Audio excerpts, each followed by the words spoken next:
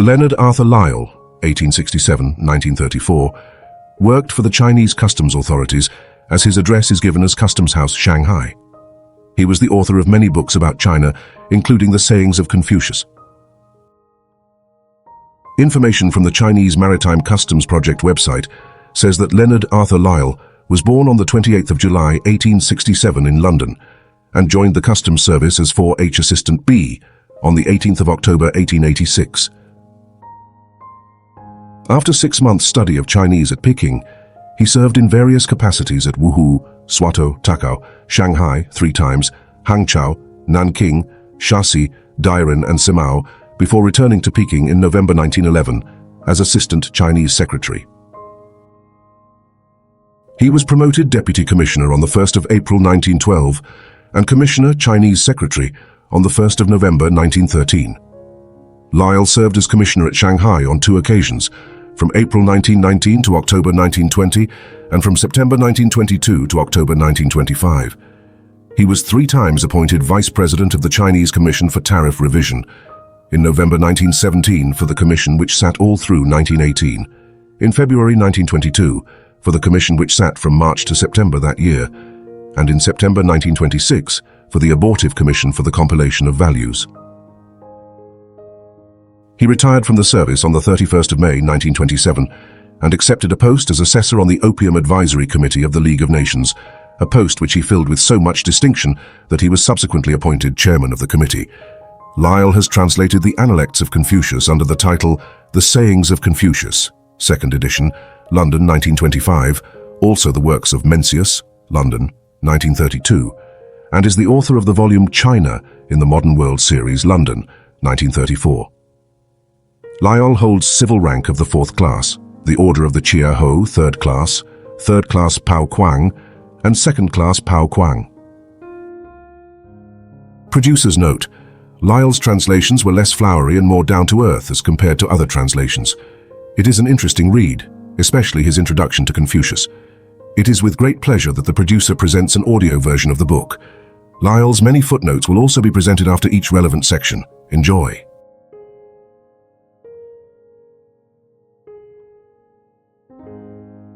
Confucius was born in the year 550 BC in the land of Lu, in a small village situated in the western part of the modern province of Shantung. His name was Kung Chiu, and his style, corresponding to our Christian name, was Chung Ni. His countrymen speak of him as Kung Fu Tzu, the master or philosopher Kung. This expression was altered into Confucius by the Jesuit missionaries who first carried his fame to Europe. Footnote 1. According to the great historian Sima Qian, other authorities say 552 and 551 BC. Since the golden days of the emperors Yao and Shun, the legendary founders of the Chinese Empire, nearly 2,000 years had passed. Shun chose as his successor Yu, who had been his chief minister, a man whose devotion to duty was such that when engaged in draining the empire of the Great Flood, a task that took 8 years to accomplish, he never entered his home till the work was done, although in the course of his labors he had thrice to pass his door. He founded the Xia dynasty, which lasted till 1766 BC. The last emperor of this line, a vile tyrant, was overthrown by Tang, who became the first ruler of the House of Shang or Yin. This dynasty again degenerated in course of time and came to an end in Chou or Chouxin, 1154 to 22 BC, a monster of lust, extravagance and cruelty. The empire was only held together by the strength and wisdom of the Duke of Chu or King Wen, to give him his popular title, one of the greatest men in Chinese history. He controlled 2/3 of the empire, but believing that the people were not yet ready for a change, he refrained from dethroning the emperor. In his day, the husbandman paid 1 in 9. The pay of the officers was hereditary. Men were questioned at barriers and at markets, but there were no tolls. Fish garths were not preserved. The children of criminals were sackless. The old and wifeless, the widower, the old and husbandless, the widow, the old and childless, the lone one, the young and fatherless, the orphan. These 4 are the people most in need below heaven, and they have no one to whom to cry. So when King Wen reigned, his love went out first to them. Mencius, Book 2, Chapter 5. After his death, his son King Wu decided that the nation was ripe for change. He overcame Chouxin by force of arms, and placing himself on the throne, became the founder of the Chou dynasty. In the time of Confucius, the Zhou dynasty still filled the throne, but it had long since become effete, and all power had passed into the hands of the great vassals. The condition of China was much like that of Germany in the worst days of the Holy Roman Empire. The emperor was powerless, the various vassal states were independent in all but name, and often at war one with the other. These states again were disintegrated, and their rulers impotent against encroaching feudatories. In Confucius's native state, Lu, the duke was a mere shadow. The younger branches of his house had usurped all power. 3 in number, they were called the 3 clans. The most important of the 3 was the Qi, or Qisun clan, whose chiefs Qi Huan and Qi Kang are often mentioned by Confucius. But the power of the Qi too was ill-secured. The minister Yang Huo overawed his master and once even threw him into prison. Nor was the condition of the other states of the empire better than that of Lu. Confucius thought it worse. Into this turbulent world Confucius was born. Though his father was only a poor military officer, he could trace his descent from the imperial house of Yin. Confucius married at 19 and is known to have had 1 son and 1 daughter. Shortly after his marriage, he entered the service of the state as keeper of the granary. A year later, he was put in charge of the public fields. In 527 BC, his mother died, and in obedience to Chinese custom, he had to retire from public life. When the years of mourning were over, he did not again take office, but devoted himself instead to study and teaching. As the years rolled by, his fame grew, and a band of pupils gathered round him. In 517 BC, the anarchy in Lu reached such a pitch that Confucius moved to the neighboring land of Qi. Here he had several interviews with the reigning duke, but met with little encouragement. So he soon returned to his native country and resumed for 15 years his work as student and teacher. During these 15 years, the power of the duke sank lower and lower, and the Qi was menaced by his minister Yang Huo. In times so dark, men that loved quiet sought in the world of thought an escape from the gloom around them, whilst others that were less resigned turned over in their minds the causes of the realm's decay. Lao Tzu, the founder of the mystic Taoist philosophy, taught that in inaction alone peace can be found. Mo Tzu proclaimed the doctrine of universal love, that we should love all men as we love self, love the parents of others as we love our own parents. Upright men were driven or fled from the world. Confucius often met them in his wanderings and was reproved for not doing as they did. But his practical mind told him that inaction could not help the world, and that to find a remedy for the nation's ills, their cause must first be learned. This could only be done by historical study. He therefore devoted himself to the study of past times, edited in later life the Book of History, and compiled the work called Spring and Autumn, a history of his native state from 722 to 481 BC. To bring again the golden days of Yao and Shun, a return must be made to the principles of Wen and Wu, the kings that had rebuilt the empire after tyranny and selfishness had laid it low. Of impracticable ideals and renunciation of the world, no good could come. At last, in 501 BC, Yang Huo was forced to flee from Lu, and prospects brightened. A year later, Confucius was appointed governor of a town. So great was his success as governor that before long he was promoted to be superintendent of works, and then to be chief criminal judge. He won great influence with his master, and did much to lighten the general misery. He so strengthened the power of the duke that neighboring states grew jealous. To sow dissension between duke and minister, the men of Chai sent the duke a gift of singing girls. Such joy they gave him that for 3 days no court was held. On this, Confucius left the land 497 BC. For the next 13 years, Confucius wandered from land to land, followed by his disciples, seeking in vain for a ruler that was willing to employ him and whom he was willing to serve. At times he was exposed to danger, at other times to want. But as a rule he was treated with consideration, although his teachings were ignored.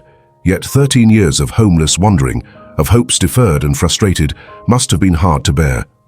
When he left office, Confucius was already 53 years old, and his life so far seemed a failure. The sense of his wasted powers may well have tempted him now and again to take office under an unworthy ruler, but knowing that no good could come of it, he refrained, and probably he never seriously thought of doing so. In 483 BC, when Confucius was 66 years old, through the influence of his disciple Jian Yu, who was in the service of the Qi, the master was invited to return to his native land. Here he remained till his death in 479 BC. He had many interviews with the reigning duke and the head of the Qi clan, but gained no influence over either of them. So he turned once more to his favorite studies, edited the Book of Poetry, perhaps the most interesting collection of ancient songs extant, and wrote Spring and Autumn. His closing years were darkened by the loss of those dearest to him. First his son died, then Yen Yuan, the disciple whom he loved best. At his death the master was overcome by grief, and he left none behind him that loved learning. Lastly, Tsulu the frank and bold was killed in battle. A little later in his 71st year, Confucius himself passed away, 479 BC. This book of the master's sayings is believed by the Chinese to have been written by the disciples of Confucius.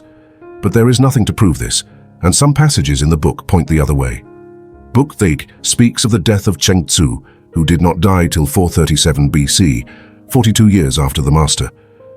The chief authority for the text as it stands today is a manuscript found in the house of Confucius in 150 BC, hidden there in all likelihood between the years 213 and 211 BC, when the reigning emperor was seeking to destroy every copy of the classics.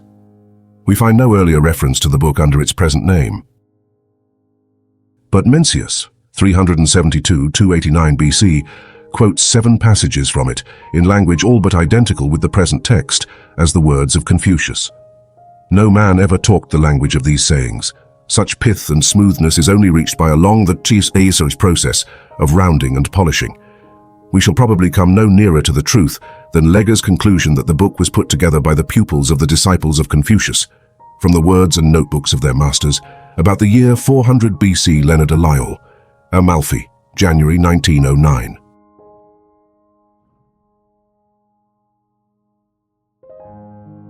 The master said, "To learn and then do is not that a pleasure? When friends come from afar, do we not rejoice? To live unknown and not fret, is not that to be a gentleman?" Yutsu said, "Few men that are good sons and good brothers are fond of withstanding those over them. A man that is not fond of withstanding those over him, and is yet fond of broils, is nowhere found. A gentleman heeds the roots. When the root has taken, the way is born. And to be a good son and a good brother is not that the root of love." Footnote 2, a disciple. The master said, "Smooth words and fawning looks are seldom found with love." Cheng Tzu said, "Thrice daily I ask myself, in dealing for others, have I been unfaithful? Have I been untrue to friends? Do I practice what I preach?" Footnote 3, a disciple. The master said, "To guide a land of 1,000 chariots, honor business and be true. Spend little and love men. Time thy calls on the people." The master said, "The young should be dutiful at home, modest abroad, careful and true, overflowing in kindness for all, but in brotherhood with love. And if they have strength to spare, they should spend it on the arts." Tsusia said, "If a man eschews beauty and honor's worth, if he serves his father and mother with all his strength, if he is ready to give his life for his Lord, and keeps faith with his friends, though others may say he has no learning, I must call him learned." Footnote 4, a disciple. The master said, "A gentleman will not be looked up to unless he is staid, nor will his learning be sound. Put faithfulness and truth first, have no friends unlike thyself, be not ashamed to mend thy faults." Cheng Tzu said, "Heed the dead, follow up the past, and the soul of the people will again grow great." Footnote 4, a disciple. Tzu Chin said to Tzu Kung, "When he comes to a country, the master always hears how it is governed. Does he ask, or is it told him?"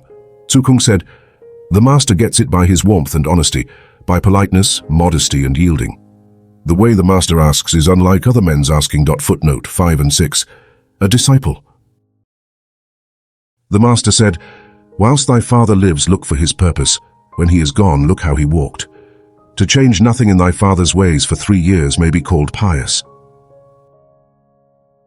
Yutsu said, "To behave with ease is the best part of courtesy. This was the beauty of the old king's ways. This they followed in small and great. But knowing this, it will not do to give way to ease, unchecked by courtesy. This too is wrong." Footnote 7, a disciple. Yutsu said, "If pledges are close to right, word can be kept. If attentions are close to courtesy, shame will be kept far. If we do not choose our leaders wrong, we may worship them too." The master said, "A gentleman that does not seek to eat his fill, nor look for ease in his home, who is earnest at work and careful of speech, who walks with those that keep the way and is guided by them, may be said to love learning. Zukung said, poor, but no flatterer, rich, but not proud. How would that be? It would do, said the master. But better still were poor but merry, rich but loving courtesy. Zukung said, when the poem says, if ye cut, if ye file, if ye polish and grind, is that what is meant? The master said, now I can begin to talk of poetry to Tzu. Tell him what is gone and he knows what shall come. Footnote 8. A disciple. The master said, not to be known is no sorrow. My sorrow is not knowing men.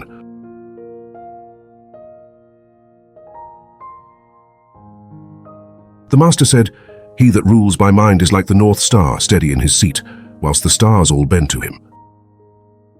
The master said, the 300 poems are summed up in the one line, think no evil.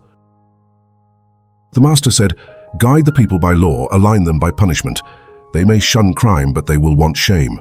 Guide them by mind, align them by courtesy. They will learn shame and grow good. The master said, at 15 I had the will to learn. At 30 I could stand. At 40 I had no doubts. At 50 I understood the heavenly bidding. At 60 my ears were opened. At 70 I could do as my heart lusted without trespassing from the square. Footnote 9. Lit. Obedient. Mang Yi asked the duty of a son. The master said not to transgress. As Fan Chi was driving him, the master said, Mang Sun asked me the duty of a son. I answered, not to transgress. What did you mean, said Fan Chi? To serve our father and mother with courtesy whilst they live, to bury them with courtesy when they die, and to worship them with courtesy. Footnote 10. A disciple. Footnote 11. Meng Yi. Meng Wu asked the duty of a son. The master said he should not grieve his father and mother by anything but illness. Tzu Yu asked the duty of a son.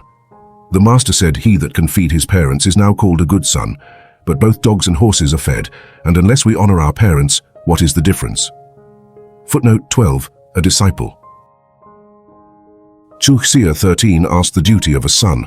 The master said, our manner is the hard part. For the young to be a stay and toil and leave the wine and food to their elders, is this to fulfill their duty? Footnote 13. A disciple.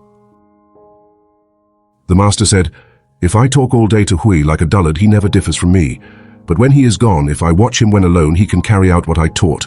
No, Hui is no dullard. Footnote 14. The disciple Yen Yuan. The master said, see what he does.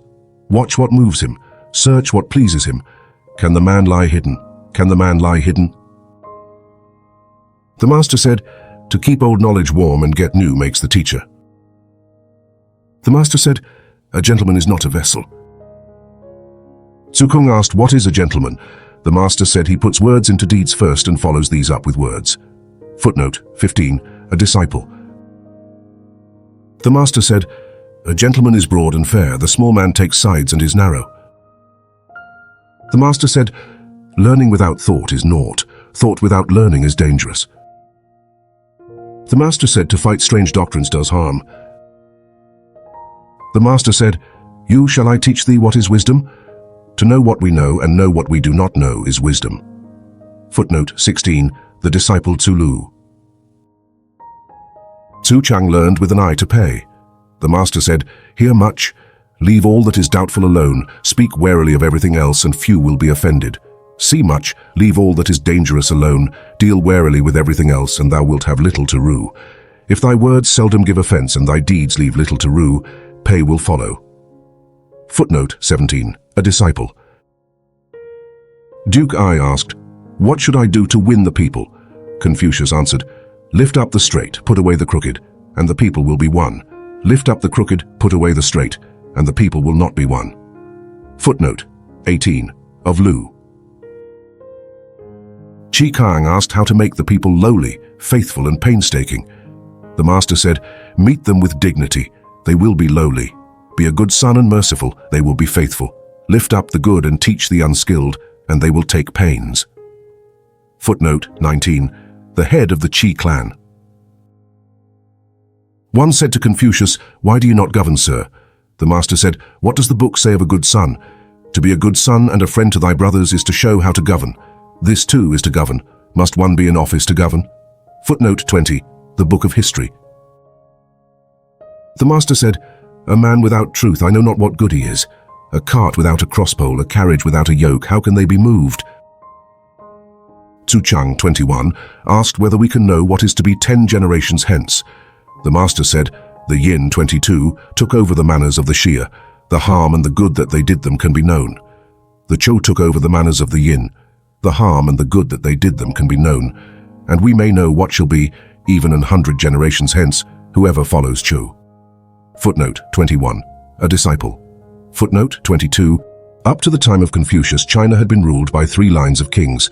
First the Tang, next the Yin or Shang, then the Chou. The master said, to worship the ghosts of men not akin to us is fawning. To see the right and not do it is want of courage.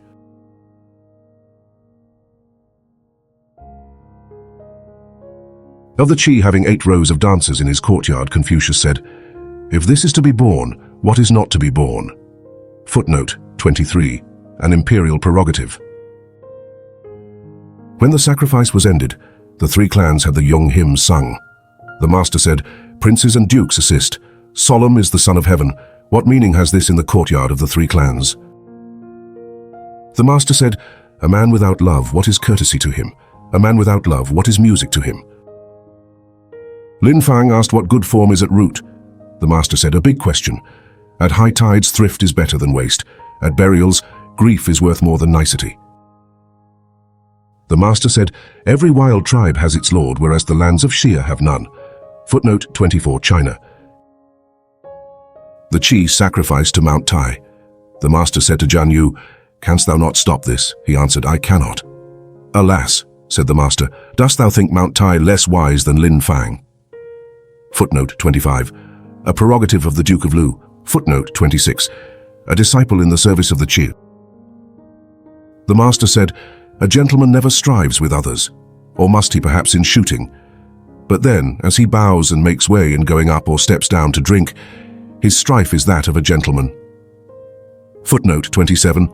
The loser had to drink a cup of wine. Tzu Xia asked, what is the meaning of?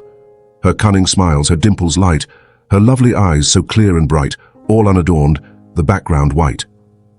Coloring, said the master, is second to the plain ground. Then good form is second, said Tzu Xia. Shang, said the master, thou hast hit my meaning. Now I can talk of poetry to thee. Footnote 28, Tzu Xia.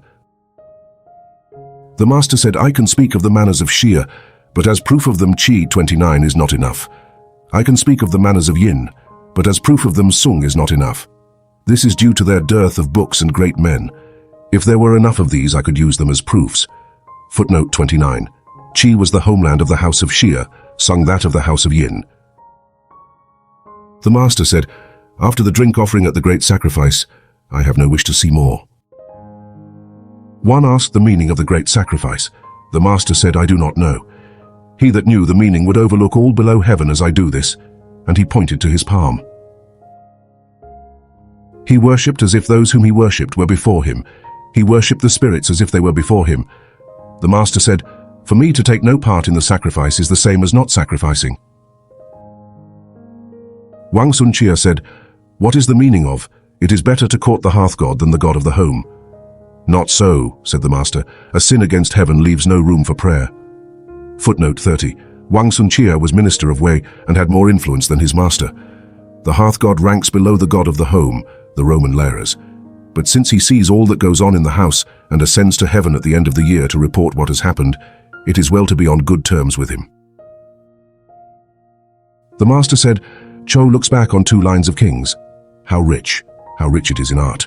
I follow Chou. Footnote 31. The royal house of Chou, which was then ruling China. On going into the great temple, the master asked about everything. One said, who says that the Tzuman's son knows the rights? On going into the great temple, he asked about everything. When he heard this, the master said, such is the right.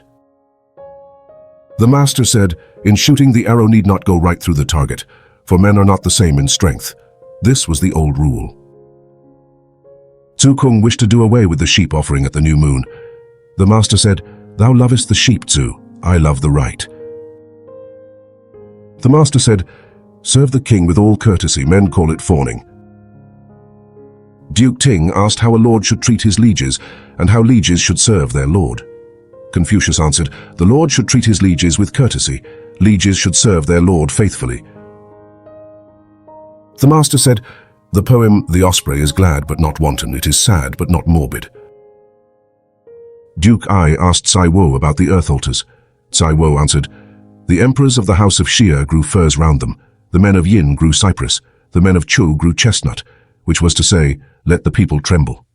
On hearing this, the master said, I do not speak of what is ended, chide what is settled, or find fault with what is past. Footnote 32. Tremble and chestnut have the same sound in Chinese. Footnote 33. In old times, men had been sacrificed at the earth altars, and Tsai Wo's answer might seem to approve the practice. The master said, how shallow was Quan Chung? But said one, was not Quan Chung thrifty? The Quan, said the master, owned San Kuei, and no one of his household held 2 posts. Was that thrift? At least Quan Chung knew good form. The master said, kings screen their gates with trees. The Quan too had trees to screen his gate. When 2 kings are carousing, they have a stand for the turned-down cups. The Quan had a turned-down cup stand too. If the Quan knew good form, who does not know good form? Footnote 34. Quan Chung, plus 645 BC, a famous man in his day, was chief minister to the Duke of Qi, whom he raised to such wealth and power that he became the leading prince of the empire. His chief merit lay in taming the barbarous frontier tribes. The rest of his work was built upon sand and died with him. The master said to the great master of Lu, we can learn how to play music. At first each part in unison, then a swell of harmony, each part distinct rolling on to the finish. Footnote 35, of music.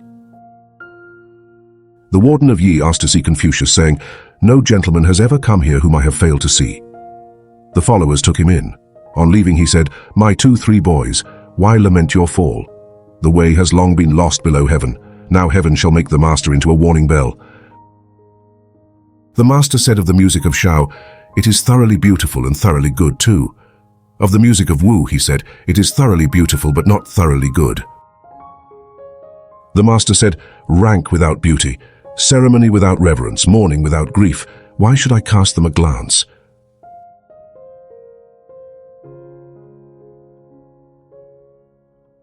The master said, love makes a spot beautiful. Who chooses not to dwell in love, has he got wisdom? The master said, loveless men cannot bear need long. They cannot bear fortune long. Loving men find peace in love. The wise find profit in it. The master said, love alone can love others or hate others. The master said, a will set on love is free from evil. The master said, wealth and honors are what men desire, but do not go from the way to keep them. Lowliness and want are hated by men, but do not go from the way to escape them. Shorn of love is a gentleman worthy of the name? Not for one moment may a gentleman sin against love. He must not do so in flurry and haste, nor do so in utter overthrow. The master said, I have seen no one that loves love and hates uncharity. He that loves love will set nothing higher. The hater of uncharity is so given to love that no uncharity can enter into his life. If a man were to give his strength to love for one day, I have seen no one whose strength would fail him. There may be such men, but I have not seen one. The master said, a man and his faults are of a piece. By watching his faults we learn whether love be his. The master said, to learn the way at daybreak and die at eve were enough. The master said, a knight in quest of the way who is ashamed of bad clothes and bad food, it is idle talking to. Footnote 36. Shy, a gentleman entitled to bear arms, not a knight in armor. The master said, a gentleman has no likes or dislikes below heaven, he follows right.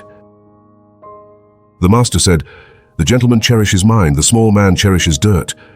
Gentlemen trust in the law, the small man trusts in favor. The master said, the chase of gain is rich in hate. The master said, what is it to sway a kingdom by courteous yielding? If we cannot sway a kingdom by courteous yielding, what is our courtesy worth? The master said, care not for want of place, care for thy readiness to fill one. Care not for being unknown, but seek to be worthy of note. The master said, one line, Shen, runs through my way. Yes, said Tseng Tsu. After the master had left, the disciples asked what was meant. Tseng Tsu said, The master's way is no more than faithfulness and fellow feeling. Footnote 37. The disciple Zheng Tzu. The master said, "The gentleman is learned in right, the small man is learned in gain."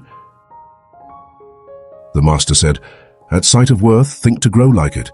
At sight of baseness, search thyself within." The master said, "A father or a mother may be gently chidden.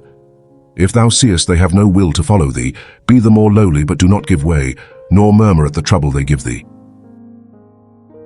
The master said, "Whilst thy father and mother are living, do not wander afar. If thou must travel, hold a set course." The master said, "He that changes nothing in his father's ways for 3 years may be called pious."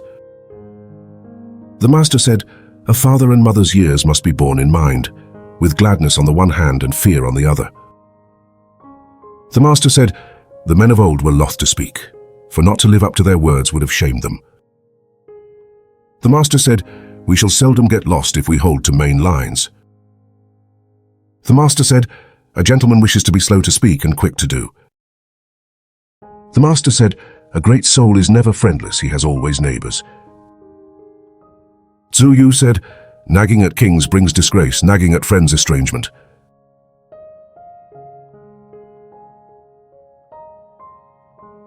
Of Kung Ye Chang, the master said, "A girl might be wedded to him.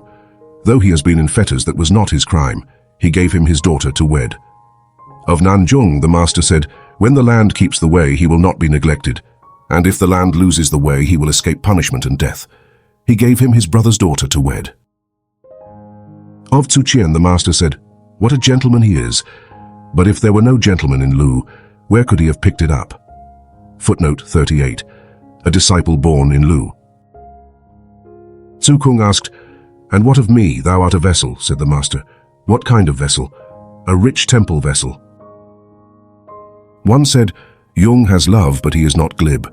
The master said, "What is the good of being glib? Fighting men with tonguecraft mostly makes men hate you. Whether love be his I do not know, but what is the good of being glib?" Footnote 39. The disciple Chung Kung. The master moved Chi Tiao Kai to take office. He answered, "For this I want confidence." The master was pleased. The master said, "Forsaken is the way. I must take ship and stem the seas, and you shall go with me." When Tsulu heard this, he was glad. The master said, "Yu loves daring more than I do, but he is at a loss how to take things." Footnote 40. Tsulu. Meng Wu asked whether Tsulu had love. "I do not know," said the master. He asked again, "A land of 1,000 chariots might give you charge of its levies, but whether love be his, I do not know." "And how about Chiu? A town of 1,000 households, a clan of 100 chariots might make Chiu governor, but whether love be his, I do not know." "And how about Chi?" Standing in the court, girt with his sash, Chi might entertain the guests, but whether love be his, I do not know. Footnote 41. The disciple Jian Yu. Footnote 42. The disciple Kung Sihua. The master said to Tzu Kung, "Which is the better man, thou or Hui?" He answered, "How dare I look as high as Hui? When Hui hears one thing, he understands 10. When I hear one thing, I understand 2. The master said, "Thou art not his like. Neither art thou his like, nor am I." Footnote 43. The disciple Yen Yuan. Tsai Yu slept in the daytime. The master said, "Rotten wood cannot be carved, nor are dung walls plastered. Why chide with you?" The master said, "When I first met men, I listened to their words and took their deeds on trust. When I meet them now, I listen to their words and watch their deeds. I writed this on you." Footnote 44. The disciple Tsai Wo. The master said, "I have met no firm man." One answered, "Shen Chang." The master said, "Chang is passionate. How can he be firm?" Tzu Kung said, "What I do not wish done to me, I likewise wish not to do to others." The master said, "That is still beyond thee, Tzu."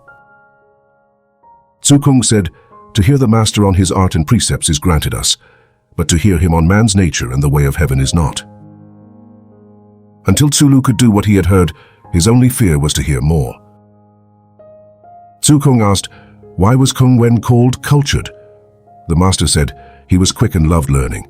He was not ashamed to ask those beneath him. That is why he was called cultured." The master said, Of the ways of a gentleman, Tzu Chan had 4. His life was modest. He honored those that he served. He was kind in feeding the people, and he was just in his calls upon them. The master said, Yen Ping was a good friend. The longer he knew you, the more attentive he grew.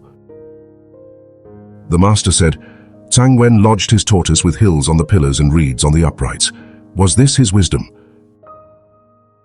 Zhu Cheng said, the chief minister, Zhu Wen, was thrice made minister without showing gladness. Thrice he left office with unmoved looks. He always told the new ministers how the old ones had governed. How was that? He was faithful, said the master. But was it love? I do not know, said the master. How should this amount to love? When Sui murdered the Lord of Qi, Chen Wen threw up 10 teams of horses and left the land. On coming to another kingdom, he said, like my Lord Sui, and left it. On coming to a second kingdom, he said again, like my Lord Sui, and left it. How was that? He was clean, said the master. But was it love? I do not know, said the master. How should this amount to love? Qi Wen thought thrice before acting. On hearing this, the master said, twice is enough. The master said, whilst the land kept the way, Ning Wu showed wisdom. When his land lost the way, he grew simple. His wisdom we may come up to. Such simplicity is beyond us. Footnote 45. Ning Wu was minister of the Duke of Wei in the middle of the 7th century BC. The Duke was driven from his throne and deserted by the wise and prudent. But Ning Wu, in his simplicity, stuck to his master and finally effected his restoration. When he was in Chen, the master said, home, I must go home. Zealous or rash or finished scholars, my young sons at home do not know what pruning they still need. The master said, because Po Yi and Shu Chai never remembered old wickedness, they made few enemies. Footnote 46. Po Yi and Shu Chi were sons of the king of Kuchu. Their father left the throne to the younger of the two, but he would not supplant the elder, nor would the elder go against his father's wishes. So they both retired into obscurity. When King Wu overthrew the tyrant Zhou, 1122 BC, they starved to death, rather than live under a new dynasty. Of Po Yi, Mencius tells us, Book Eth, Chapter 1, his eyes would not look on an evil face, his ears would not listen to an evil sound. He served none but his own lord, he ruled none but his own people. He came in when there was order, and withdrew when tumults came. Where lawless rule showed, or lawless people stayed, he could not bear to dwell. To be together with country folk he thought like sitting in court dress and court cap on dust and ashes. In Zhou's time he dwelt by the North Sea shore, waiting for all below heaven to grow clean. So, hearing the ways of Po Yi, the fool grows honest and the weakling's purpose stands. The master said, who can call Wei Sheng Kao straight? A man begged him for vinegar. He begged it of a neighbor and gave it. The master said, smooth words, fawning looks, and overdone humility. Tirso Chiu-ming thought shameful, and so do I. He thought it shameful to hide ill will and ape friendship, and so do I.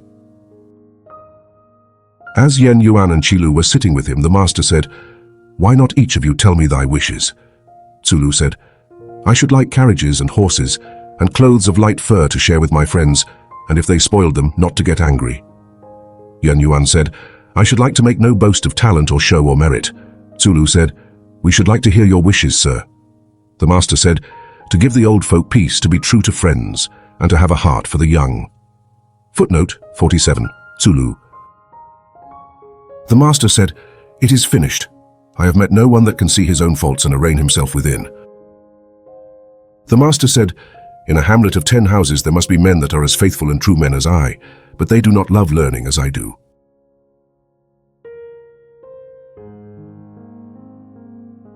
The master said, Jung might fill the seat of a prince. And might Tsu Sang Potsu? Asked Chung Kung. Yes, said the master, but he is slack.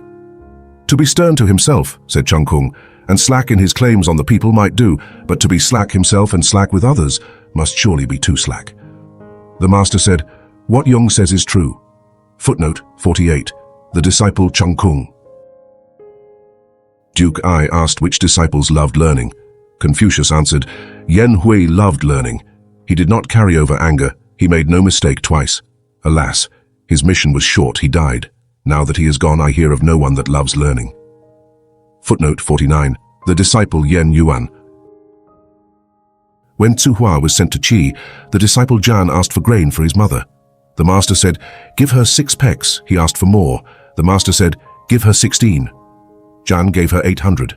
The master said, on his way to Chi was drawn by sleek horses and clad in light furs. I have heard that gentlemen help the needy, not that they swell riches. When Yuan Ssu was made governor, he was given 900 measures of grain, which he refused. Not so, said the master.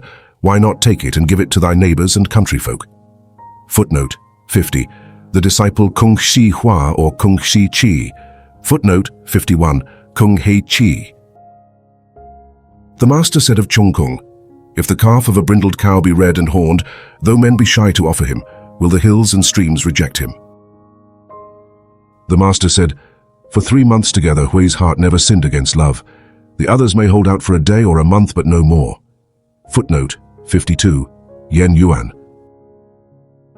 Chi Kang asked whether Chong Yu was fit to govern. The master said, Yu is firm. What would governing be to him? And is Tzu fit to govern? Tzu is thorough. What would governing be to him? And is Chiyu fit to govern? Qin is clever. What would governing be to him? Footnote 53. The head of the Qi clan after Qi Huan. Footnote 54. The disciple Tzu Lu. Footnote 55. The disciple Tzu Kung. Footnote 56. The disciple Zhan Yu. The Qi sent to make Min Tzu Qian governor of Pai. Min Tzu Qian said, make some good excuse for me. If he sends again, I must be across the Wen. Footnote 57. A disciple. When Ponyu was ill, the master asked after him. Grasping his hand through the window, he said, he is going, it is the bidding. But why this man of such an illness? Why this man of such an illness? Footnote 57. A disciple. The master said, what a man was Hui 58. A bowl of rice, a gourd of water in a low alley. Man cannot bear such misery. Yet Hui never fell from mirth. What a man he was. Footnote 58. Yen Yuan.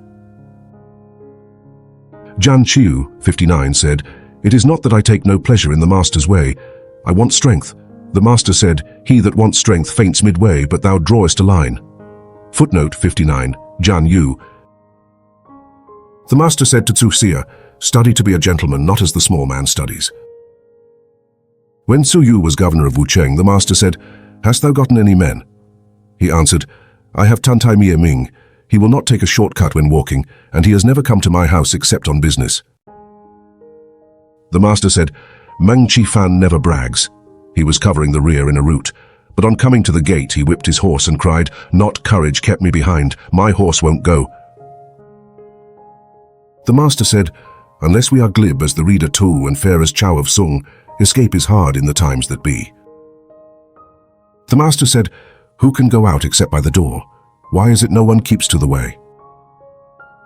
The master said, matter outweighing art begets roughness. Art outweighing matter begets pedantry. Matter and art well blent make a gentleman. The master said, man is born straight. If he grows crooked and yet lives, he is lucky to escape. The master said, he that knows is below him that loves, and he that loves below him that delights therein.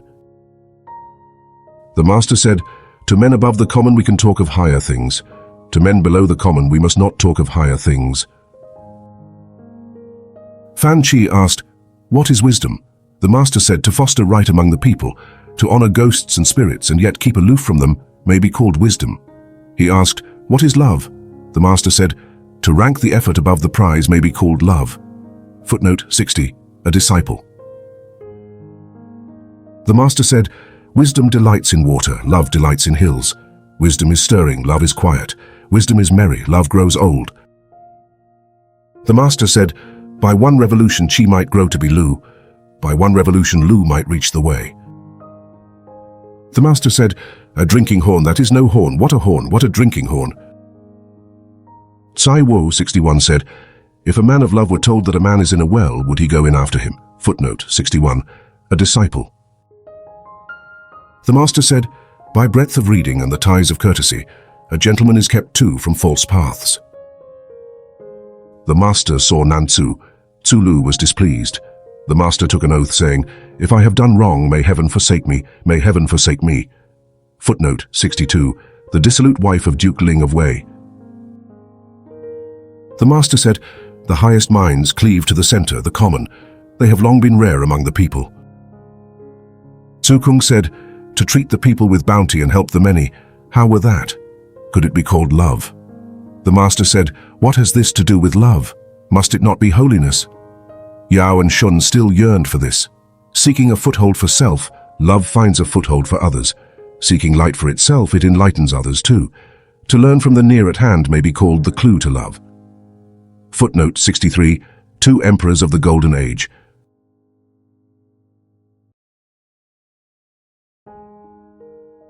The master said, "A teller and not a maker, one that trusts and loves the past.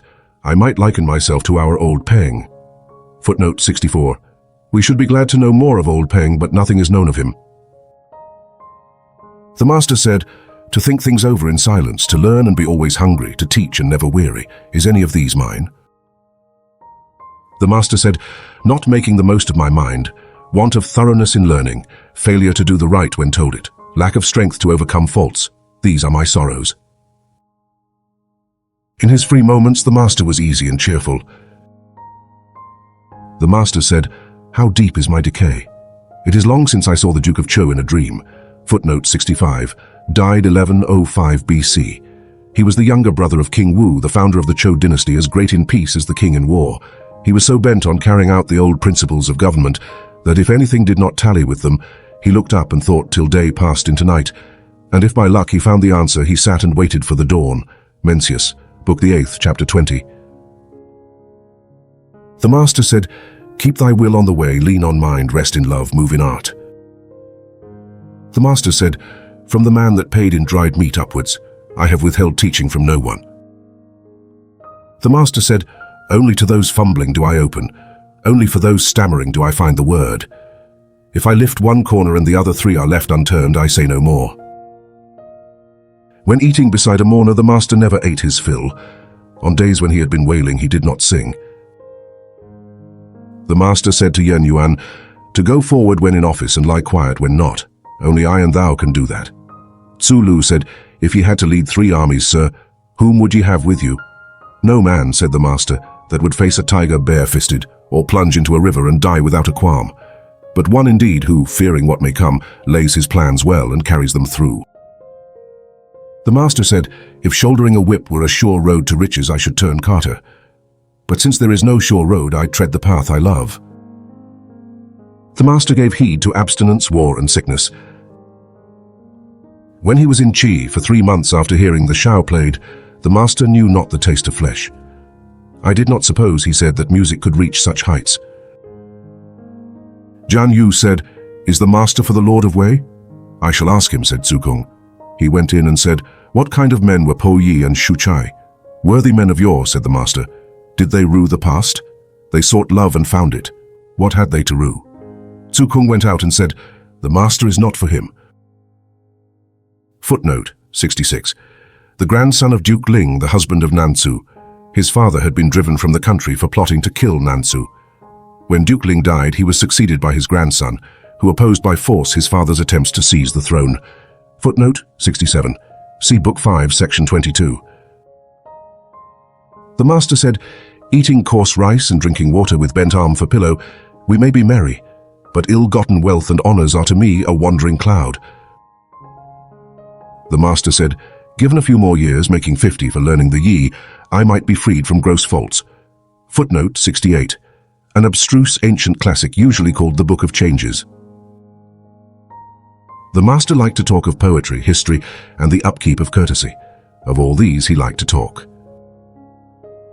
The Duke of Xi asked Tzu Lu about Confucius.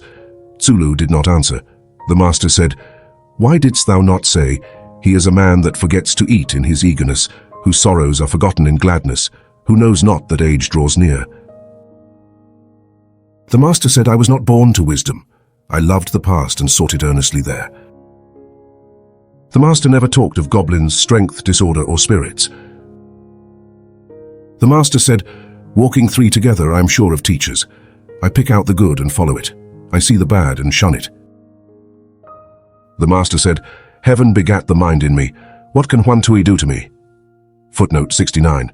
In 495 BC, during Confucius's wanderings, Huan Tui sent a band of men to kill him, but why he did so is not known. The master said, "My 2-3 boys, do ye think I hide things? I hide nothing from you. I am a man that keeps none of his doings from his 2-3 boys. The master taught 4 things: art, conduct, faithfulness, and truth. The master said, "A holy man I shall not live to see. Enough could I find a gentleman. A good man I shall not live to see. Enough could I find a steadfast one. But when nothing poses as something, cloud as substance, and want as riches, it is hard indeed to be steadfast." The master angled, but he did not fish with a net. He shot, but not at birds sitting. The master said, "There may be men that do things without knowing why. I do not. To hear much, pick out the good and follow it. To see much and think it over, this comes next to wisdom." To talk to the Who village was hard. When a lad was seen by the master, the disciples doubted. The master said, "I allow his coming, not what he does later. Why be so harsh? If a man cleans himself to come in, I admit his cleanness, but do not warrant his past." The master said, "Is love so far a thing? I long for love, and lo, love is come." A judge of Chen asked whether Duke Chao 70 knew good form. Confucius answered, he knew good form. After Confucius had left, the judge beckoned Wu Ma Chi 71 to him and said, "I had heard that gentlemen are of no party, but do they too take sides?" This lord married a Wu, whose name was the same as his, and called her Miss Tzu of Wu. If he knew good form, who does not know good form? When Wu Ma Chi told the master this, he said, "How lucky I am. If I go wrong, men are sure to know it." Footnote 70. Duke Chao of Lu plus 510 BC was the duke that first employed Confucius. It is against Chinese custom for a man to marry a girl whose surname is the same as his. Footnote 71. A disciple of Confucius. When anyone sang to the master, and sang well, he made him sing it again and joined in. The master said, "I have no more reading than others. To live as a gentleman is not yet mine." The master said, "How dare I lay claim to holiness or love? A man of endless craving who never tires of teaching I might be called, but that is all. That is just what we disciples cannot learn," said Kung Si Hua. When the master was very ill, Tsulu asked leave to pray. "Is it done?" said the master. "It is," answered Tsulu. "The memorials say, pray to the spirits above and to the earth below." The master said, "Long-lasting has my prayer been." The master said, "Waste makes men unruly. Thrift makes them mean, but they are better mean than unruly." The master said, "A gentleman is calm and spacious. The small man is always fretting." The master's manner was warm yet dignified. He was stern but not fierce, humble yet easy.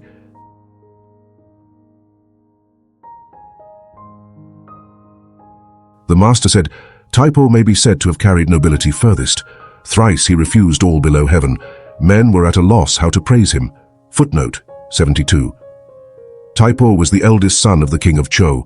The father wished his third son to succeed him, so that the throne might pass later to his grandson, afterwards known as King Wen.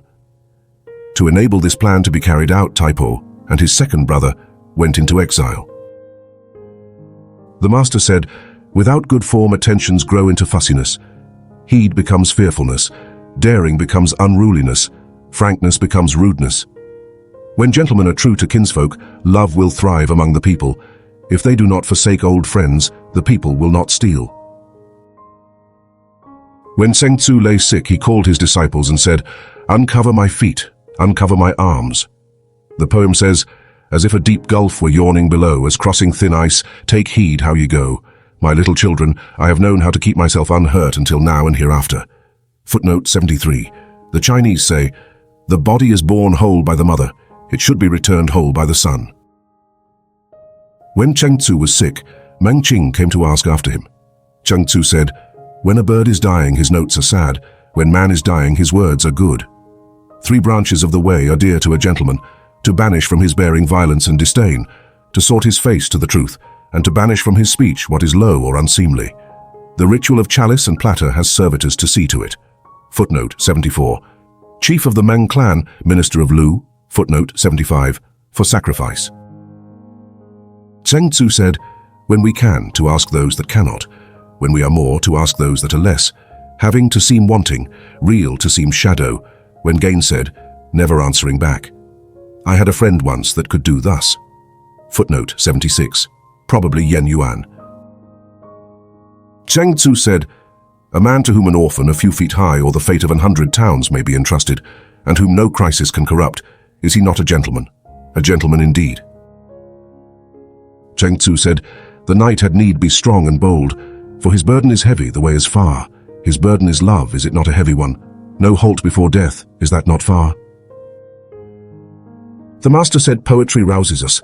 We stand upon courtesy, music is our crown." The master said, "The people may be made to follow, we cannot make them understand." The master said, "Love of daring and hatred of poverty lead to crime.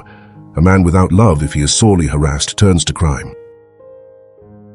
The master said, "All the comely gifts of the Duke of Zhou 77 coupled with pride and meanness would not be worth a glance."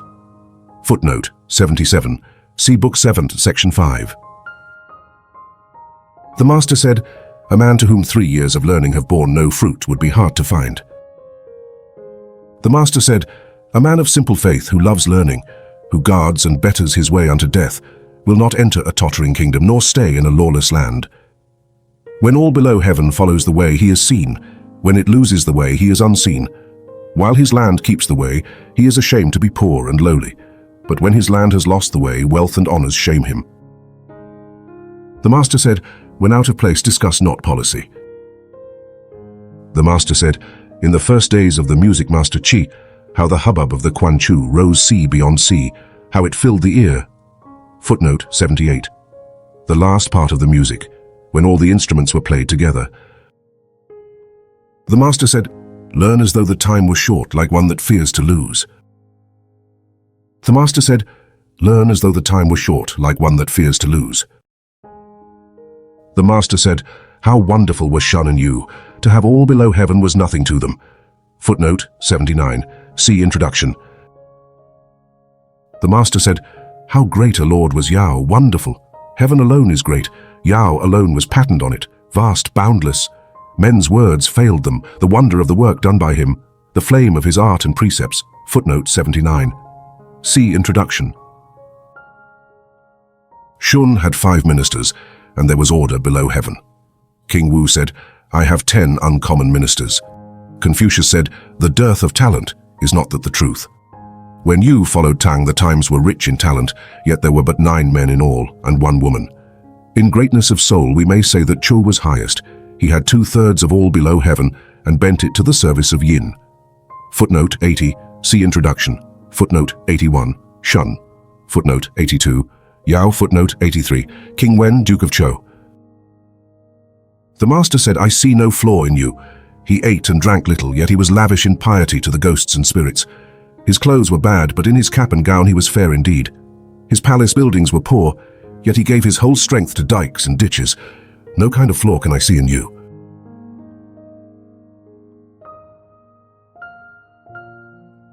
The master seldom spake of gain or love or the bidding. A man of the village of Taxiang said, "The great Confucius with his vast learning has made no name in anything." When the master heard this, he said to his disciples, "What shall I take up? Shall I take up driving, or shall I take up shooting? I shall take up driving." The master said, "A linen cap is good form, now silk is worn. It is cheap, so I follow the many. To bow below is good form, now it is done above. This is arrogance, so breaking with the many, I still bow below."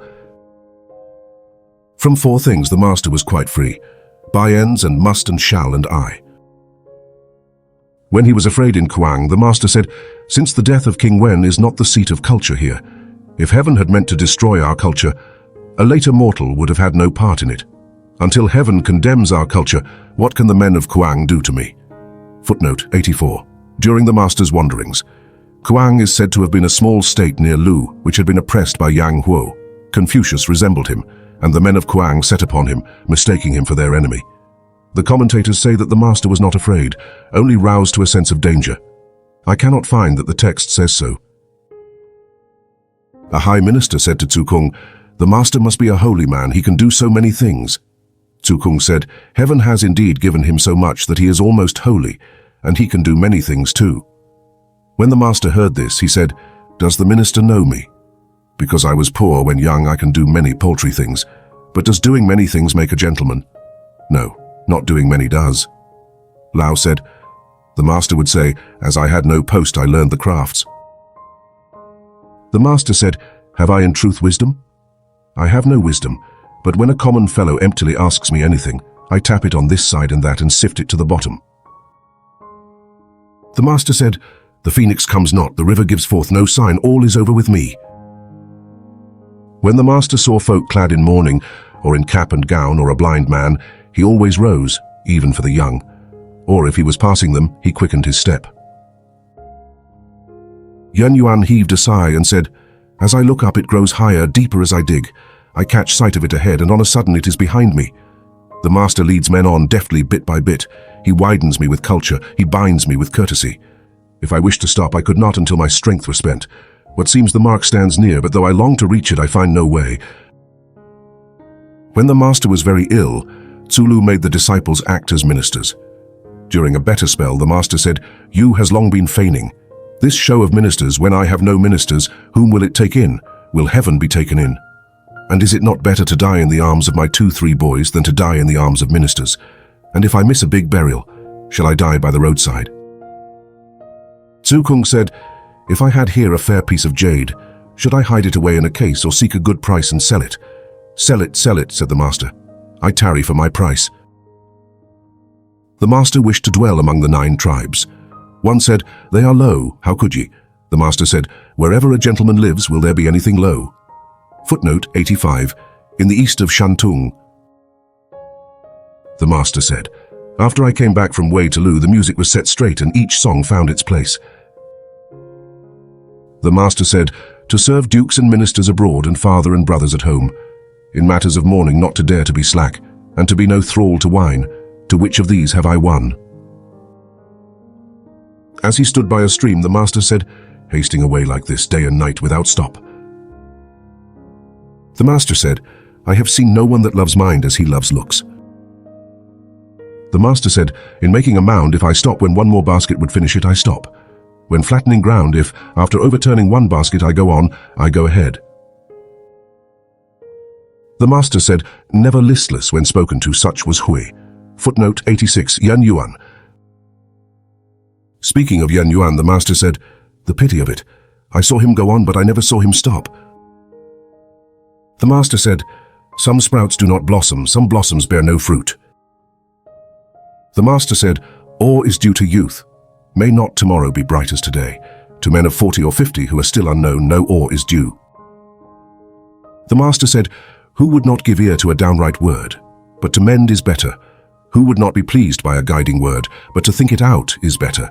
With such as are pleased but do not think out, or who listen but do not mend, I can do nothing." The master said, "Put faithfulness and truth first. Have no friends unlike thyself. Be not ashamed to mend thy faults."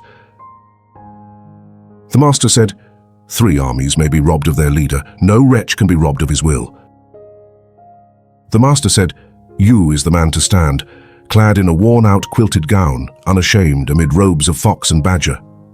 Without hatred or greed, what but good does he do?" But when Tsulu was everlastingly humming these words, the master said, "This is the way towards it, but how much short of goodness itself?" Footnote 87, Tsulu. The master said, "Erst the cold days show how fir and cypress are last to fade." The master said, "Wisdom has no doubts, love does not fret, the bold have no fears." The master said, "With some we can learn together, but we cannot go their way. We can go the same way with others, though our standpoint is not the same. And with some, though our standpoint is the same, our weights and scales are not. The blossoms of the plum tree are dancing in play.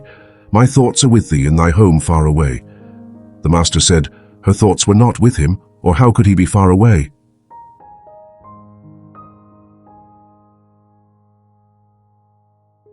Among his own countryfolk, Confucius wore a homely look, like one that has no word to say. In the ancestral temple and at court, his speech was full but cautious. At court, he talked frankly to men of low rank, winningly to men of high rank. When the king was there, he looked intent and solemn. When the king bade him receive guests, his face seemed to change and his legs to bend. He bowed left and right to those beside him, straightened his robes in front and behind, and swept forward, with arms spread like wings. When the guest had left, He brought back word saying, "The guest is no longer looking." As he went in at the palace gate, he stooped, as though it were too low for him. He did not stand in the middle of the gate or step on the threshold. When he passed the throne, his face seemed to change and his legs to bend. He spake with bated breath. As he went up the hall to audience, he lifted his robes, bowed his back and masked his breathing till it seemed to stop. As he came down, he relaxed his face below the first step and looked pleased. From the foot of the steps he swept forward with arms spread like wings, and when he was back in his seat he looked intent as before. When he carried the scepter, his back bent, as under too heavy a burden. He lifted it no higher than in bowing and no lower than in making a gift. His face changed, as it will with fear, and he dragged his feet, as though they were fettered. When he offered his present, his manner was formal, but at the private audience he was cheerful. The gentleman was never decked in violet or mauve. Even at home he would not wear red or purple. In hot weather he wore an unlined linen gown, but always over other clothes. With lambskin he wore black, with fawn white, and with foxskin yellow. At home he wore a long fur gown with the right sleeve short. His nightgown was always half as long again as his body. In the house he wore thick fur of fox or badger. When he was not in mourning, there was nothing missing from his girdle. Except for sacrificial dress, he was sparing of stuff. He did not wear lamb's fur or a black cap on a morning visit. At the new moon he always put on court dress and went to court. On his days of abstinence he always wore linen clothes of a pale color, and he changed his food and moved from his wonted seat. He did not dislike well-cleaned rice or hash chopped small. He did not eat sour or moldy rice, bad fish or tainted flesh. He did not eat anything that had a bad color or that smelt bad, or food that was badly cooked or out of season. Food that was badly cut or served with the wrong sauce he did not eat.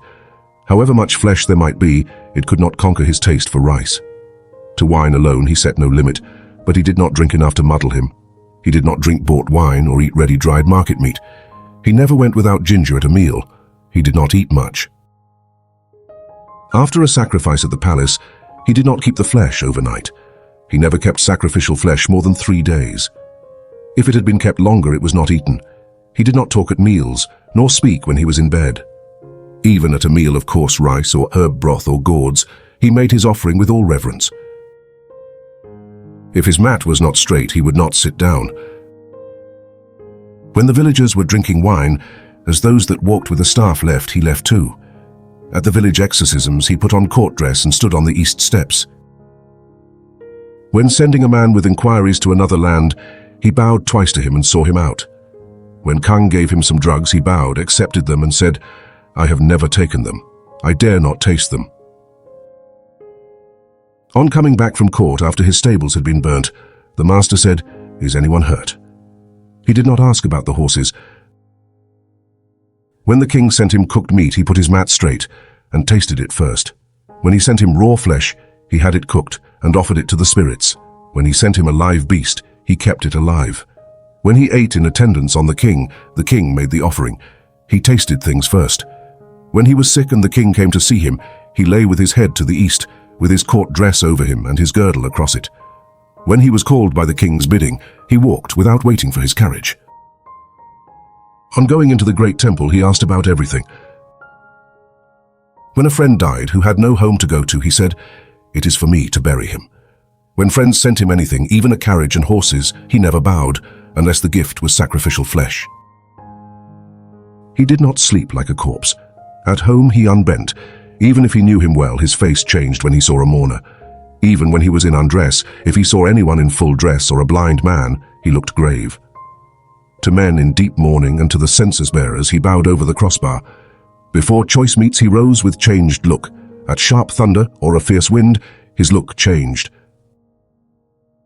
When mounting his carriage, he stood straight and grasped the cord.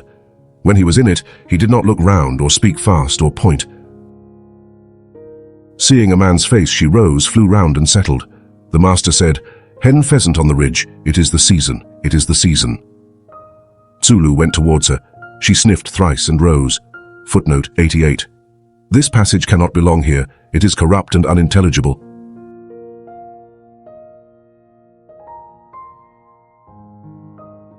The master said, "Savages, the men that first went into courtesy and music, gentlemen, those that went into them later. My use is to follow the first lead in both. The master said, Not one of my followers in Chen or Tsai comes anymore to my door. Yan Yuan, Min Tzu Chien, Zhan Ponyu, and Chong Kung were men of noble life. Tsai Wo and Tzu Kung were the talkers. Zhan Yu and Qilu were statesmen. Tzu Yu and Tzu Xia, men of arts and learning. The master said, I get no help from Hui. No word I say but delights him. Footnote 89, Yan Yuan. The master said, How good a son is Min Tzu Chien. No one finds fault with anything that his father or his mother or his brethren say of him. Nan Yung would thrice repeat the scepter white. Confucius gave him his brother's daughter for wife. Footnote 90. The verse runs, A flaw can be ground from a scepter white, a slip of the tongue. No man can write. Qi Kang asked which disciples loved learning. Confucius answered, There was Yan Hui loved learning. Alas, his mission was short, he died. Now there is no one. Footnote 91, Yan Yuan. When Yan Yuan died, Yen Lu asked for the master's carriage to furnish an outer coffin. The master said, Brains or no brains, each of us speaks of his son. When Li died, he had an inner, but not an outer coffin. I would not go on foot to furnish an outer coffin. As I follow in the wake of the ministers, I cannot go on foot. Footnote 92, the father of Yen Yuan. Footnote 93, the master's son. When Yan Yuan died, the master said, Woe is me. Heaven has undone me, heaven has undone me. When Yan Yuan died, the master gave way to grief. His followers said, Sir, ye are giving way. The master said, Am I giving way? If I did not give way for this man, for whom should I give way to grief? When Yan Yuan died, the disciples wished to bury him in pomp. The master said, This must not be. The disciples buried him in pomp. The master said, Hui treated me as his father. I have failed to treat him as a son. No, not I, but my 2-3 boys. Qilu asked, What is due to the ghosts of the dead? The master said, When we cannot do our duty to the living, how can we do it to the dead? He dared to ask about death. We know not life, said the master. How can we know death? Footnote 94, Tsulu. Seeing the disciple Min standing at his side with winning looks, Tsulu with warlike front, Zhan Yu and Tzu Kung frank and free, the master's heart was glad. A man like you, he said, dies before his day. Footnote 95, Tsulu. This prophecy came true. Tsulu and Tzu Kao were officers of Wei when troubles arose. Tsulu hastened to the help of his master. He met Tzu Kao withdrawing from the danger and was advised to do the same, but Tsulu would not desert the man whose pay he drew. He plunged into the fight and was killed. The men of Lu were building the long treasury. Min Tzu Chien said, Would not the old one do? Why must it be rebuilt? The master said, That man does not talk, but when he speaks, he hits the mark. The master said, What has the lute of Yu to do twanging at my door? But when the disciples looked down on Tsulu, the master said, Yu has come up into hall, but he has not yet entered the inner rooms. Footnote 96, Tsulu. Tzu Kung asked, Which is the better, Shi or Shang? The master said, Shai goes too far, Shang not far enough. Then is Shi the better, said Tzu Kung. Too far, said the master, is no nearer than not far enough. Footnote 97, the disciple Tzu Chang. Footnote 98, the disciple Tzu Xia. The Qi was richer than the Duke of Zhou, yet Qiu became his tax-gatherer and made him still richer. He is no disciple of mine, said the master. My little children, ye may beat your drums and make war on him. Footnote 99, the disciple Zhan Yu. Chai is simple, Shen is dull, Sha is smooth, Yu is coarse. Footnote 100, the disciple Cao Chai. Footnote 101, the disciple Cheng Tzu. Footnote 102, the disciple Tzu Chang. Footnote 103, the disciple Tzu Lu. The master said, Hui is almost faultless, and he is often empty. Tzu will not bow to the bidding, and he heaps up riches, but his views are often sound.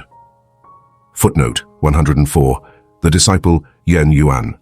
Footnote 105, the disciple Tzu Kung. Tzu Chang asked, What is the way of a good man? The master said, He does not tread the beaten track, and yet he does not enter the inner rooms. The master said, Commend a man for plain speaking.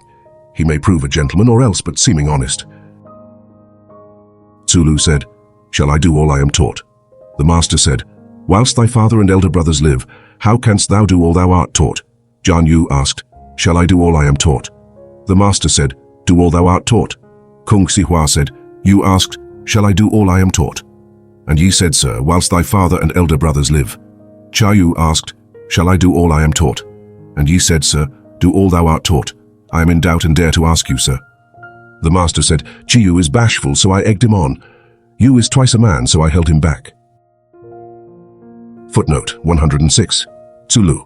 Footnote 107. Jian Yu. When the master was in fear in Kuang, Yen Yuan fell behind. The master said, I held thee for dead. He answered, Whilst my master lives, how should I dare to die? Qi Tsujan asked whether Cheng Yu or Jian Qiu could be called a great minister. The master said, I thought ye would ask me a riddle, sir, and ye ask about Yu and Qiu. He that holds to the way in serving his lord and leaves when he cannot do so, we call a great minister. Now Yu and Qiu I should call tools, who are just followers then. Nor would they follow, said the master, if told to kill their lord or father. Footnote 108. The younger brother of Qi Huan, the head of the Qi clan. Footnote 109. Zulu. He and Jian Yu had taken office under the Qi. Footnote 110. Jian Yu. Zulu made Tsukao governor of Pai. The master said, Thou art undoing a man's son. Zulu said, What with the people and the spirits of earth and corn, must a man read books to become learned? The master said, This is why I hate a glib tongue. The master said to Zulu, Tseng Si, Jian Yu and Kung Si Hua as they sat beside him, I may be a day older than you, but forget that. Ye are wont to say I am unknown. Well, if ye were known, what would ye do? Zulu answered lightly. Give me a land of 1,000 chariots crushed between great neighbors, overrun by soldiers and searched by famine, and within 3 years I could put courage into it and high purpose. The master smiled. What wouldst thou do, Qiu? He said. He answered, Give me a land of 60 or 70 or 50 or 60 square miles, and within 3 years I could give the people plenty. As for courtesy and music, they would wait the coming of a gentleman. And what wouldst thou do, Qi? He answered, I do not speak of what I can do, but of what I should like to learn. At services in the ancestral temple or at the grand audience, I should like to fill a small part. And what wouldst thou do, Tian? Tian stopped playing, pushed his still-sounding lute aside, rose and answered, My choice would be unlike those of the other three. What harm in that, said the master. Each but spake his mind. In the last days of spring, all clad for the springtime, with 5 or 6 young men and 6 or 7 lads, I would bathe in the Yi, be fanned by the wind in the rain god's glade, and go back home singing. The master said with a sigh, I sighed with Tian. Tseng Si stayed after the other 3 had left and said, What did you think, sir, of what the 3 disciples said? Each but spake his mind, said the master. Why did ye smile at you, sir? Lands are swayed by courtesy, but what he said was not modest. That was why I smiled. Yet did not Chu speak of a state? Where would 60 or 70 or 50 or 60 square miles be found that are not a state? And did not Chi too speak of a state? Who but great vassals are there in the ancestral temple or at the grand audience? But if Chi were to take a small part, who could fill a big one? Footnote 111. A disciple, the father of Chang Tzu. Footnote 112. Jian Yu. Footnote 113. Kung Si Hua. Footnote 114. Zhang Sha. Footnote 115. Zhu Lu.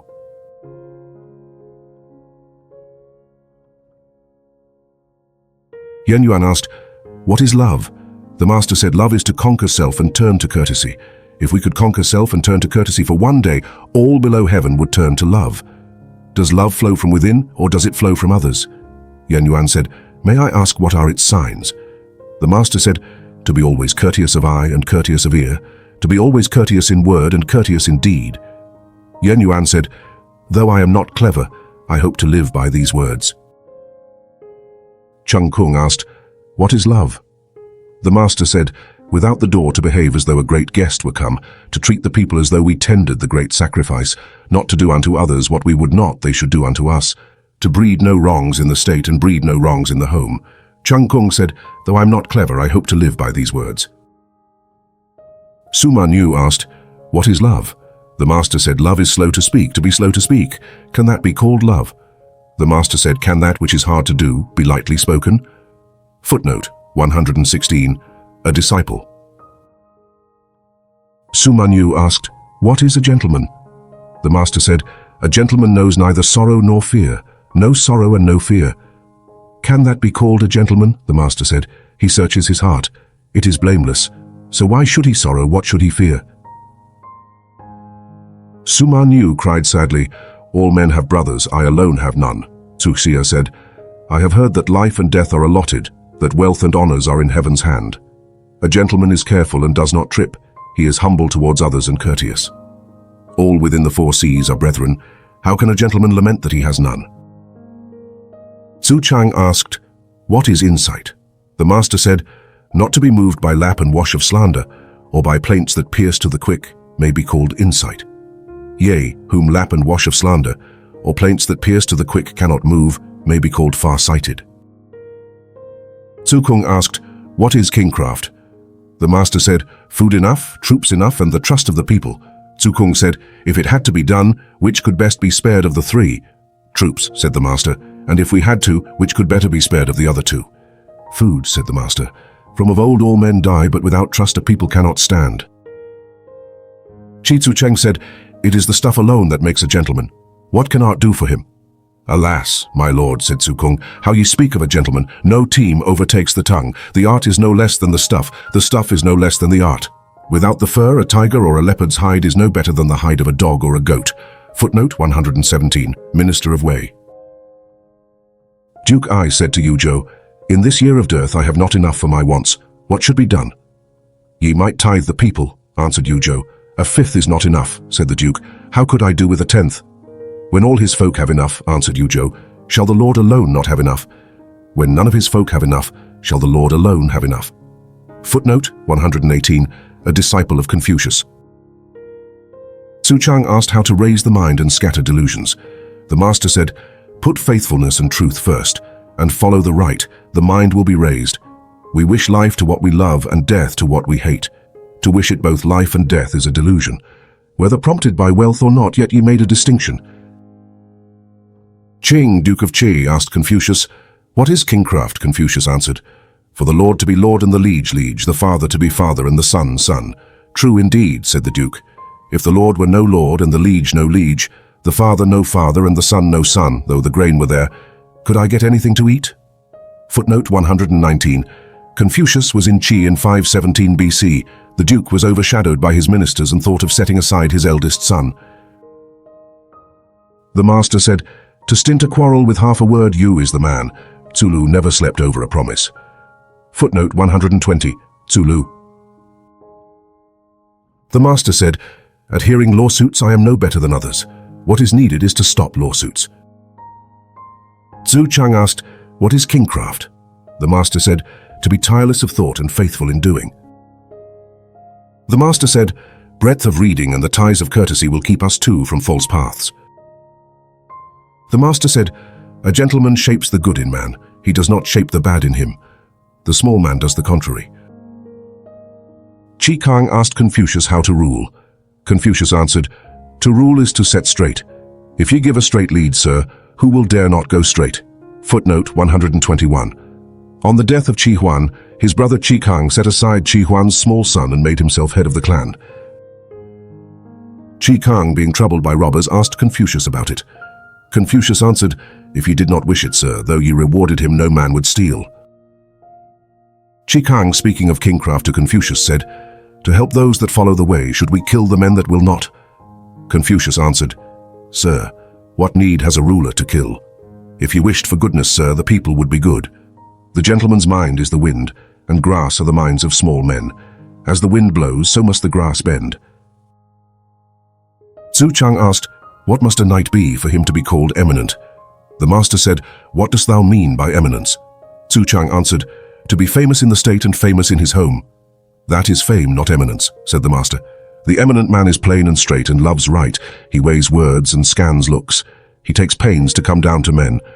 And he shall be eminent in the state and eminent in his house. The famous man wears a mask of love, but his deeds belie it. Self-confident and free from doubts, fame will be his in the state and fame be his in his home." Whilst walking with the master in the rain god's glade, Fan Chi said to him, May I ask how to raise the mind, amend evil and scatter errors? Well asked, said the master. Rank thy work above success. Will not the mind be raised? Fight the bad in thee, not the bad in other men. Will not evil be mended? One angry morning to forget both self and kin, is that no error? Fan Chi asked, what is love? The master said, to love men. He asked, what is wisdom? The master said, to know men. Fan Chi did not understand. The master said, lift up the straight, put by the crooked, and crooked men will grow straight. Fan Chi withdrew, and seeing Tzu Xia said to him, the master saw me and I asked him what wisdom is. He answered, lift up the straight, put by the crooked, and crooked men will grow straight. What did he mean? How rich a saying, said Tzu Xia. When Shun had all below heaven, he chose Cao Yao from the many, lifted him up, and the men without love fled. When Tang had all below heaven, he chose Yi Yin from the many, lifted him up, and the men without love fled. Footnote 122. An emperor of the Golden Age. Footnote 123. The founder of the Shang or Yin dynasty. Footnote 124. Tang's chief minister. Yi Yin said, whomsoever I serve, is he not my lord? Whomsoever I rule, are they not my people? He came in when there was order, and came in too when there were tumults. He said, when heaven begat the people, the man that first understood was sent to waken those slow to understand, and the man that first woke was sent to waken those slow to wake. I am he that woke first among heaven's people. With the help of the way, I shall wake the people. For man or wife of all the people below heaven to have missed the blessings of Yao and Shun was the same, he thought, as if he himself had pushed him into the ditch. The burden he shouldered was the weight of all below heaven. Mencius Book of Eths, Chapter 1. Tzu Kung asked about friends. The master said, talk faithfully to them and guide them well. If this is no good, stop, do not bring shame upon thee. Chang Tzu said, a gentleman gathers friends by culture and stays love with friendship.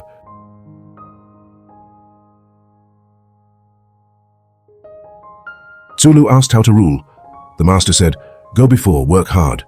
When asked to say more, he said, never flag. When he was steward of the Qi, Chung Kung asked how to rule.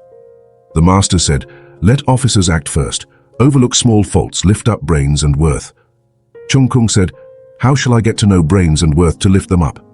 Lift up those thou dost know, said the master, and those thou dost not know will other men pass by. Zulu said, the Lord of Wei waits for you, sir, to govern. How shall you begin? Surely, said the master, by putting names right. Indeed, said Zulu, that is far-fetched, sir. Why put them right? What a savage you is, said the master. A gentleman is tongue-tied when he does not understand. If names are not right, words do not fit. If words do not fit, affairs go wrong. If affairs go wrong, neither courtesy nor music thrive. If courtesy and music do not thrive, law and justice fail. And if law and justice fail them, the people can move neither hand nor foot. So a gentleman must be ready to put names into speech and words into deed. A gentleman is nowise careless of his words. Footnote 125. See note to Book 7, Section 14. Zulu was his officer. Fan Chi asked to be taught husbandry. The master said, an old husbandman knows more than I do. He asked to be taught gardening. The master said, an old gardener knows more than I do. After Fan Chi had gone, the master said, how small a man! If those above love courtesy, no one will dare to slight them. If they love right, no one will dare to disobey. If they love truth, no one will dare to hide the heart. Then from the four corners of the earth, folk will gather with their children on their backs. And what need will there be for husbandry? The master said, though a man have conned 300 poems, if he stands helpless when put to govern, if he cannot answer for himself when he is sent to the four corners of the earth, many as they are, what have they done for him? The master said, the man of upright life is obeyed before he speaks. Commands even go unheeded when the life is crooked. The master said, the governments of Lu and Wei are brothers. Speaking of Qing of the ducal house of Wei, the master said, he was wise in his private life. When he had begun to save, he said, this seems enough. When he grew better off, he said, this seems plenty. When he had grown rich, he said, this seems splendor. When Jian Yu was driving him to Wei, the master said, what numbers? Jian Yu said, since numbers are here, what next is needed? Wealth, said the master. And what comes next after wealth? Teaching, said the master. The master said, If I were employed for a 12-month, much could be done. In 3 years, all would be ended. The master said, if good men were to govern a land for 100 years, cruelty would be conquered and putting to death done away with. How true are these words? The master said, even if a king were to govern, a lifetime would pass before love dawned. The master said, what is governing to a man that can rule himself? If he cannot rule himself, how shall he rule others? As the disciple Jan came back from court, the master said to him, why so late? I had business of state, he answered. Household business, said the master. If it had been business of state, though I am out of office, I should have heard of it. Footnote 127. Jan Yu. He was in the service of the Qi, not of the Duke of Lu. Duke Ting asked, is there anyone saying that can bless a kingdom? Confucius answered, that is more than words can do. But men have a saying, to be lord is hard, and to be minister is not easy. And if one knew how hard it is to be lord, might not this one saying almost bless a kingdom? And is there anyone saying that can wreck a kingdom? That is more than words can do, Confucius answered. But men have a saying, my only delight in being lord is that no one withstands what I say. Now if what he says is good, and no one withstands him, is not that good too? But if it is not good and no one withstands him, might not this one saying almost wreck a kingdom? The Duke of Xi asked, what is kingcraft? The master answered, for those near us to be happy and those far off to come. When he was governor of Chufu, Zhu Xia asked how to rule. The master said, be not eager for haste, look not for small gains. Nothing done in haste is thorough, and looking for small gains, big things are left undone. The Duke of Xi told Confucius, among the upright men of my clan, if the father steals a sheep, his son bears witness. Confucius answered, our clan's uprightness is unlike that. The father screens his son and the son screens his father. There is uprightness in this. Fan Qi asked, what is love? The master said, to be humble at home, earnest at work, and faithful to all. Even among wild tribes, none of this must be dropped. Zhu Kung asked, what is it that we call knighthood? The master said, to be called a knight, a man must be shamefast in all that he does. If he is sent to the 4 corners of the earth, he must not disgrace his lord's commands. May I ask who would come next? He that his clansmen call a good son and his neighbors call modest. And who would come next? A man that clings to his word and sticks to his course, a flinty little fellow would perhaps come next. And how are the crown servants of today? What? The weights and measures men, said the master. Are they worth reckoning? The master said, as I cannot get men of the middle way, I have to fall back on zealous and austere men. Zealous men push ahead and take things up, and there are things that austere men will not do. The master said, the men of the south have a saying, unless he is stable, a man will make neither a wizard nor a leech. This is true. His instability of mind may disgrace him. The master said, neglect of the omens, that is all. The master said, gentlemen unite but are not the same. Small men are all the same, but each for himself. Zhu Kung said, if the whole countryside loved a man, how would that be? It would not do, said the master. And how would it be if the whole countryside hated him? It would not do, said the master. It would be better if all the good men of the countryside loved him and all the bad men hated him. The master said, a gentleman is easy to serve and hard to please. If we go from the way to please him, he is not pleased, but his commands are measured to the man. A small man is hard to serve and easy to please. Though we go from the way to please him, he is pleased, but he expects everything of his men. The master said, a gentleman is high-minded, not proud. The small man is proud but not high-minded. The master said, strength and courage, simplicity and modesty are akin to love. Zulu asked, when can a man be called a knight? The master said, to be earnest, encouraging and kind may be called knighthood. Earnest and encouraging with his friends and kind to his brothers. The master said, if a good man taught the people for 7 years, they would be fit to bear arms too. The master said, to take untaught men to war is called throwing them away.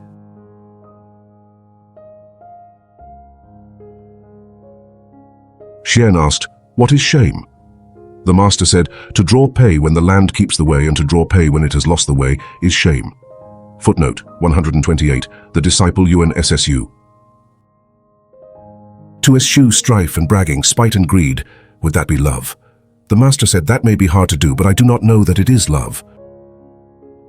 The master said, "A knight that is fond of ease does not amount to a knight."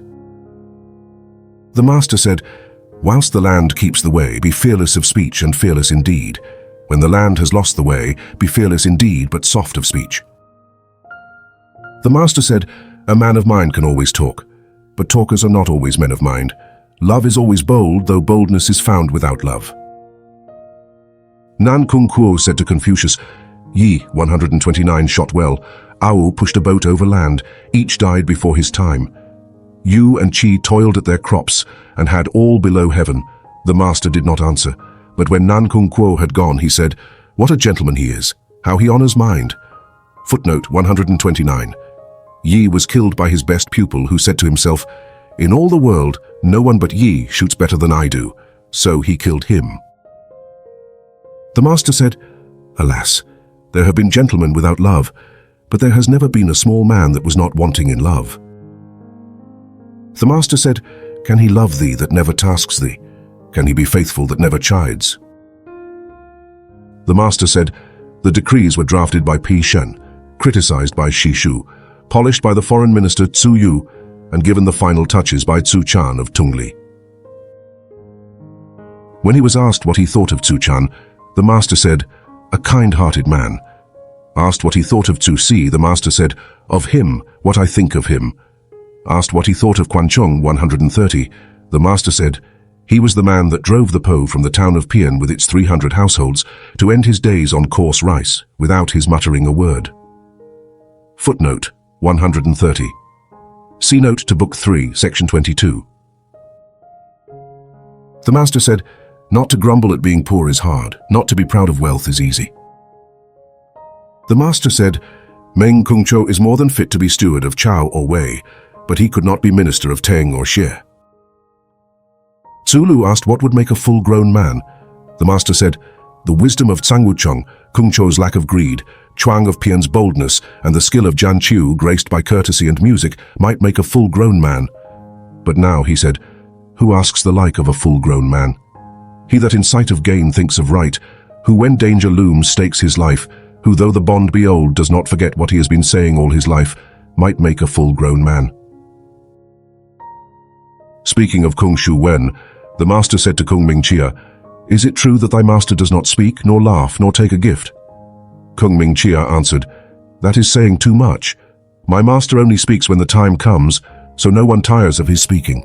He only laughs when he is merry, so no one tires of his laughter. He only takes when it is right to take, so no one tires of his taking." "It may be so," said the master, "but is it?" The master said, "When he held Fong and asked Lu to appoint an heir, though Tsang Wucheng said he was not forcing his lord, I do not believe it." The master said, "Duke Wen of Qin was deep but dishonest. Duke Huan of Qi was honest but shallow." Zulu said, "When Duke Huan slew the young Duke Chu and Xiao Hu died with him, but Quan Chung did not, was not this want of love?" 131. The master said, "Duke Huan gathered the great vassals round him, not by chariots of war, but through the might of Quan Chung. What can love do more? What can love do more?"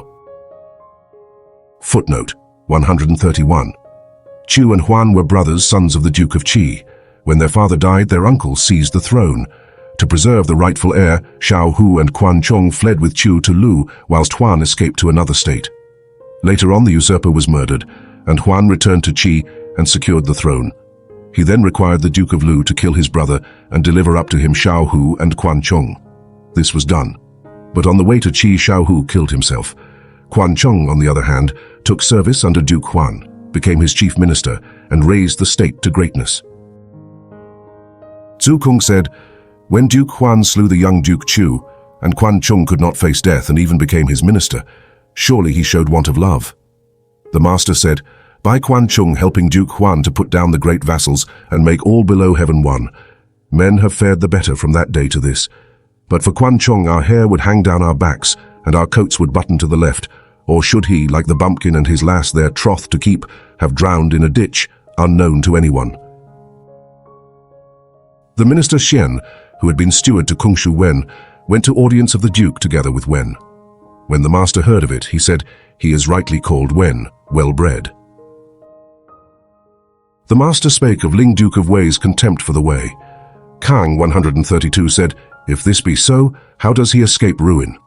Confucius answered, "With Cheng Shu Yu in charge of the guests, the reader To in charge of the ancestral temple, and Wang Sun Chia in charge of the troops, how should he come to ruin?" Footnote 132, Qikang. The master said, "When words are unblushing, they are hard to make good." Chen Cheng murdered Duke Qian. 133 Confucius bathed and went to court and told Duke Ai, saying, "Chen Heng has murdered his lord. Pray, punish him." The duke said, "Tell the three chiefs." Confucius said, "As I follow in the wake of the ministers, I dared not leave this untold. But the Lord says, tell the three chiefs." He told the three chiefs. It did no good. Confucius said, "As I follow in the wake of the ministers, I dared not leave this untold." Footnote 133, 481 BC, 2 years before the death of Confucius, who was not at the time in office. Qian was Duke of Qi, a state bordering on Lu. The three chiefs were the heads of the three great clans that were all powerful in Lu. Zulu asked how to serve a lord. The master said, "Never cheat him, stand up to him." The master said, "A gentleman's life leads upwards, the small man's life leads down." The master said, "The men of old learned for their own sake. Today men learn for show." Chu Poyu sent a man to Confucius. As they sat together, Confucius asked him, "What does your master do?" He answered, "My master wishes to make his faults fewer, but cannot." When the messenger had left, the master said, a messenger indeed." The master said, "When not in office, discuss not policy." Zhang Tzu said, "Even in his thoughts, a gentleman does not outstep his place." The master said, "A gentleman is shamefast of speech, his deeds go further." The master said, "In the way of the gentleman there are three things that I cannot achieve. Love is never troubled, wisdom has no doubts, courage is without fear." "That is what you say, sir," said Tsukung. Tsukung would liken this man to that. The master said, "What talents Tzu has, now I have no time for this." The master said, "Sorrow not at being unknown, sorrow for thine own shortcomings." The master said, "Not to expect to be cheated, nor to look for falsehood, and yet to see them coming shows worth in a man." Wei Shengmu said to Confucius, "How dost thou still find roosts to roost on, Chiu, unless by wagging a glib tongue?" Confucius answered, "I dare not wag a glib tongue, but I hate stubbornness." The master said, "A steed is not praised for his strength, but praised for his mettle." One said, "To mete out good for evil, how were that?" "And how would ye meet good?" said the master. "Meet evil with justice, meet good with good." The master said, "Alas, no man knows me." Tsukung said, "Why do you say, sir, that no man knows you?" The master said, "Never murmuring against heaven, nor finding fault with men, learning from the lowest, cleaving the heights. I am known but to one, but to heaven." Liao, the duke's uncle, spake ill of Tsulu to Chisun. Tzufu Qingpo told this to Confucius, saying, "My master's mind is surely being led astray by the duke's uncle, but I have still the strength to expose his body in the marketplace." The master said, "If the way is to be kept, that is the bidding, and if the way is to be lost, this is the bidding. What can the duke's uncle do against the bidding?" Footnote 134. The head of the Qi clan, in whose service Tsulu was. The master said, "Men of worth flee the world, the next best flee the land. Then come those that go at a look, then those that go at words." The master said, 7 men did so. Tsulu spent a night at Shimen. The gatekeeper asked him, "Whence comest thou?" "From Confucius," answered Tsulu. "The man that knows it is no good and yet must still be doing," said the gatekeeper. When the master was chiming his sounding stones in Wei, a basket-bearer said as he passed the door, "The heart is full that chimes those stones." But then he said, "For shame, what a tinkling sound! If no one knows thee, have done. Wade the deep places, lift thy robe through the shallows." The master said, "Where there's a will, that is no wise hard." Tzu Chang said, "What does the book mean by saying that Cao Tsong, 135 in his mourning shed, did not speak for 3 years?" "Why pick out Cao Tsong?" said the master. "The men of old were all thus. For 3 years after their lord had died, the 100 officers did each his duty and hearkened to the chief minister." The master said, "When those above love courtesy, the people are easy to lead. Zulu asked, "What makes a gentleman?" The master said, "To be bent on becoming better." "Is that all?" said Zulu. "By becoming better to bring peace to men." "And is that all?" "By becoming better to bring peace to all men," said the master. Even Yao and Shun were still struggling to become better and so bring peace to all men. Yuan Zhang awaited the master squatting. "Unruly when young, unmentioned as man, undying when old, spells good for nothing," said the master, and he hit him on the leg with his staff. When a lad from the village of Chue was made messenger, someone asked, saying, "Is it because he is doing well?" The master said, "I have seen him sitting in a man's seat, and seen him walking abreast of his elders. He does not try to do well. He wishes to be quickly grown up."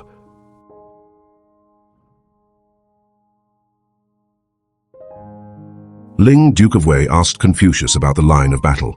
Confucius answered, "Of the ritual of dish and platter I have heard somewhat. I have not learnt warfare." He left the next day. In Chen grain ran out. His followers were too ill to rise. Zulu showed that he was put out. "Has a gentleman to face want too?" he said. "Gentlemen have indeed to face want," said the master. "The small man, when he is in want, runs to excess." Footnote 136, for sacrifice.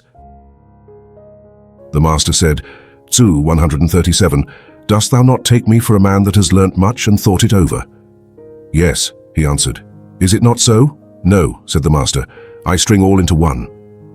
Footnote 137, Zu Kung. The master said, "You, how few men know great-heartedness." Footnote 138, Zulu, probably said to him on the occasion mentioned in section 1. The master said, "To rule doing nothing was what Shun did. For what is there to do? Self-respect and to set the face to rule is all." Tzu Chang asked how to get on.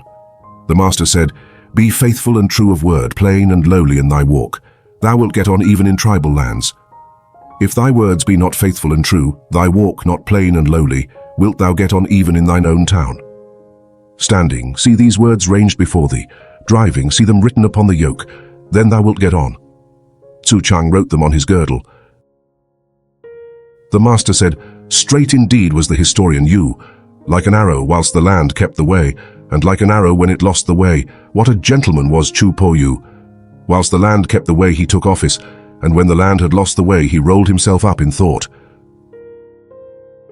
The master said, "Not to speak to him that has ears to hear is to spill the man. To speak to a man without ears to hear is to spill thy words.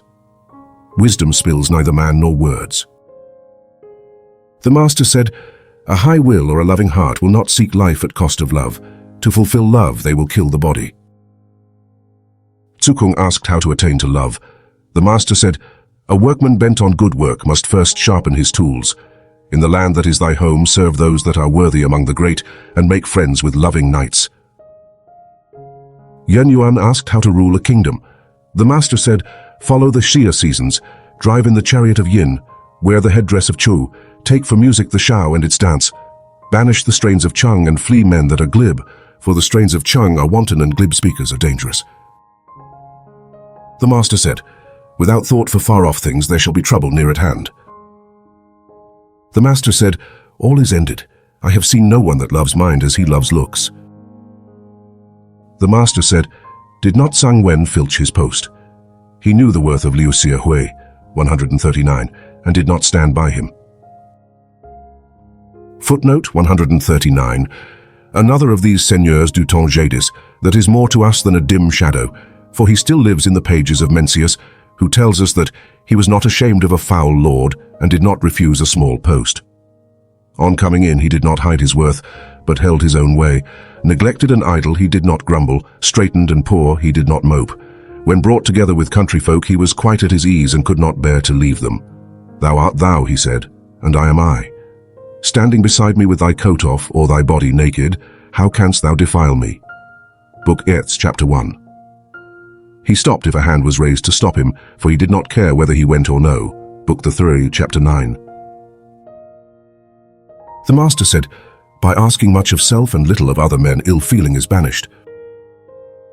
The master said, "Unless a man say, 'Would this do?' Would that do? I can do nothing for him." The master said, "When all day long there is no talk of right, and little whiles find favor, the company is in hard case." The master said, "Right is the stuff of which a gentleman is made. Done with courtesy, spoken with humility, rounded with truth, right makes a gentleman." The master said, "His shortcomings trouble a gentleman. To be unknown does not trouble him." The master said, "A gentleman fears that his name shall be no more heard when life is done." The master said, "A gentleman asks of himself, the small man asks of others." The master said, "A gentleman is firm, not quarrelsome, a friend, not a partisan." The master said, "A gentleman does not raise a man for his words, nor spurn the speech for the man." Kung said, "Is there one word by which we may walk till life ends?" The master said, "Fellow feeling perhaps, do not do unto others what thou wouldst not have done to thee." The master said, "Of the men that I meet, whom do I cry down, whom do I overpraise? Or if I overpraise them, it is after testing them. It was owing to this people that the 3 lines of kings went the straight way." The master said, "I have still known historians that would leave a gap in their text, and men that would lend a horse to another to ride. Now it is so no more." The master said, "Cunning words confound the mind. Petty impatience confounds great projects." The master said, "The hatred of the many must be looked into. The love of the many must be looked into." The master said, "The man can exalt the way. It is not the way that exalts the man." The master said, "The fault is to cleave to a fault." The master said, "I have spent whole days without food and whole nights without sleep, thinking and gained nothing by it. Learning is better." The master said, "A gentleman thinks of the way, he does not think of food. Sow and famine may follow, learn and pay may come, but a gentleman grieves for the way. To be poor does not grieve him." The master said, "What wisdom has got will be lost again unless love hold it fast. Wisdom to get and love to hold fast, without dignity of bearing, will not be honored among men. Wisdom to get, love to hold fast, and dignity of bearing, without courteous ways, are not enough." The master said, "A gentleman has no small knowledge, but he can carry out big things. The small man can carry out nothing big, but he may be knowing in small things." The master said, "Love is more to the people than fire and water. I have seen men come to their death by fire and water. I have seen no man that love brought to his death." The master said, "When love is at stake, yield not to an army." The master said, "A gentleman is consistent, not changeless." The master said, "A servant of the king honors his work and puts food after it." The master said, "Learning knows no rank." The master said, "Mingle not in projects with a man whose way is not thine." The master said, "The whole end of speech is to be understood." When he saw the music master mean, the master said, as they came to the steps, "Here are the steps." On coming to the mat, he said, "Here is the mat." When all were seated, the master told him, "He and he are here." After the music master had gone, Chang said, "Is this the way to speak to a music master?" The master said, "Surely it is the way to help a music master." Footnote 140, the man being blind as so many musicians are in the East.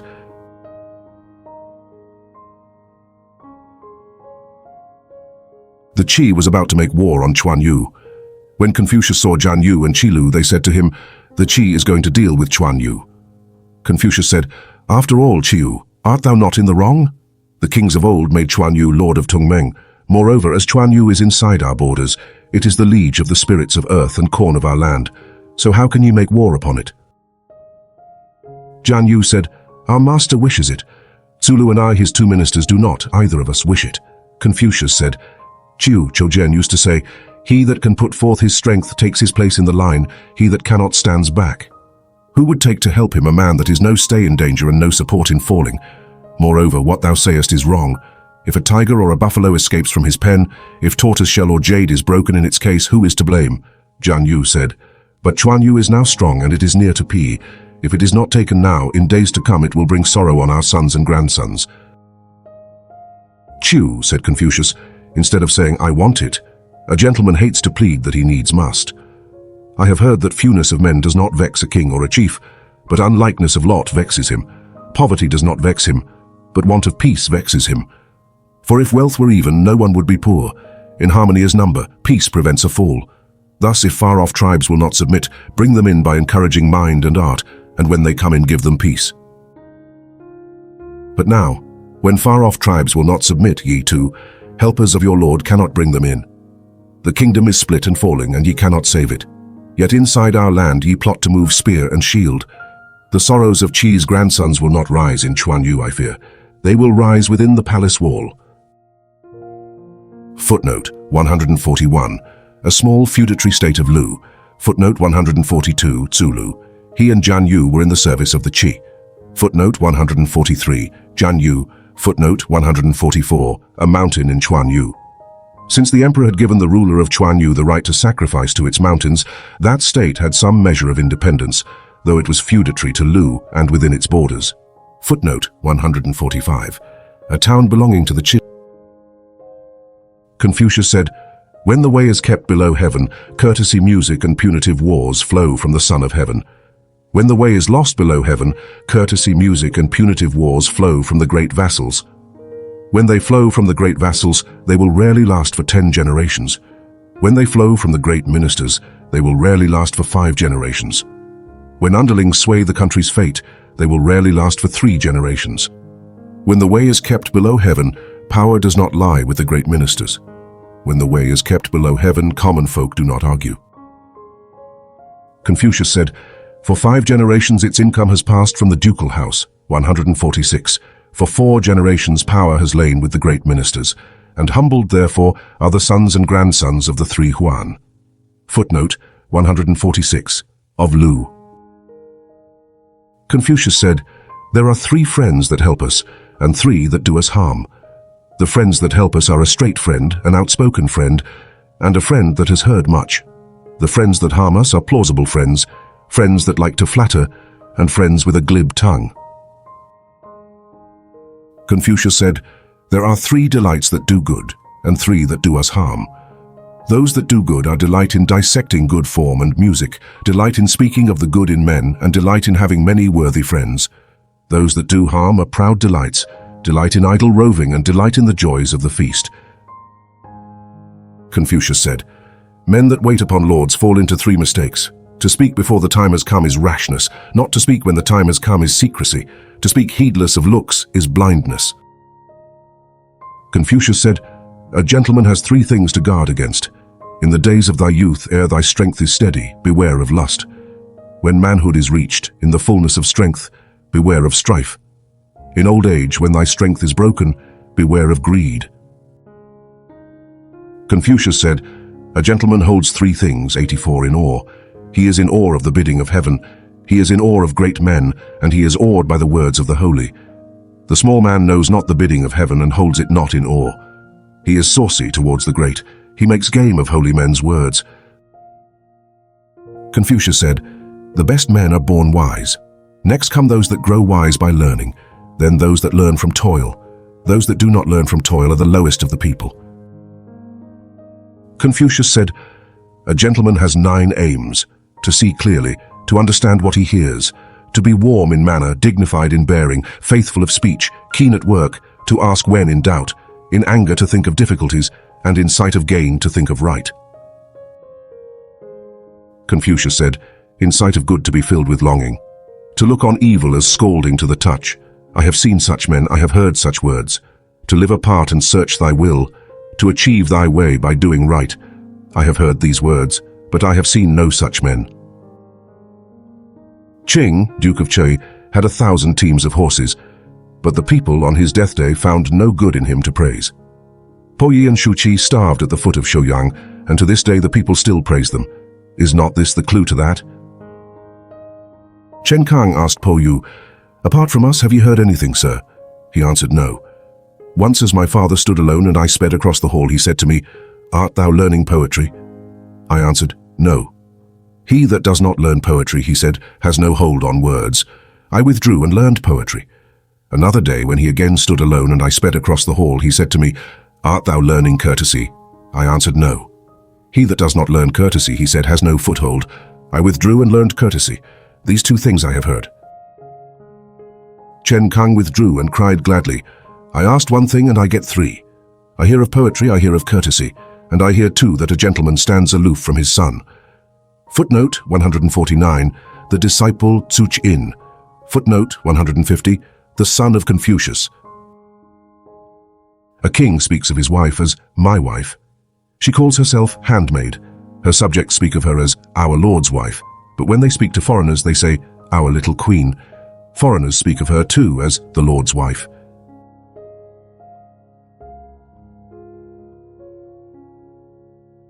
Yang Huo wished to see Confucius. Confucius did not go to see him. He sent Confucius a sucking pig. Confucius chose a time when he was out and went to thank him. They met on the road. He said to Confucius, "Come, let us speak together. To cherish a gem and undo the kingdom, can that be called love?" "It cannot," said Confucius. "To love office and miss the hour again and again, can that be called wisdom?" "It cannot," said Confucius. "The days and months go by, the years do not wait for us." "True," said Confucius. "I must take office." Footnote 151, the all-powerful, unscrupulous minister of the Chius. The master said, "Men are near to each other by nature, the lives they lead sunder them." The master said, "Only the wisest and stupidest of men never change." As the master came to Wucheng, he heard sounds of lute and song. "Why use an ox knife to kill a fowl?" said the master, with a pleased smile. Tzu Yu answered, "Master, once I heard you say, a gentleman that has learnt the way loves men. Small folk that have learnt the way are easy to rule. My 2-3 boys," said the master, "what Yen says is true. I spake before in play." Footnote 152, a very small town of which the disciple Tzu Yu was governor. Footnote 153, Tzu Yu. Kung Shan Fuzhao held Pi in rebellion. He called the master who wished to go.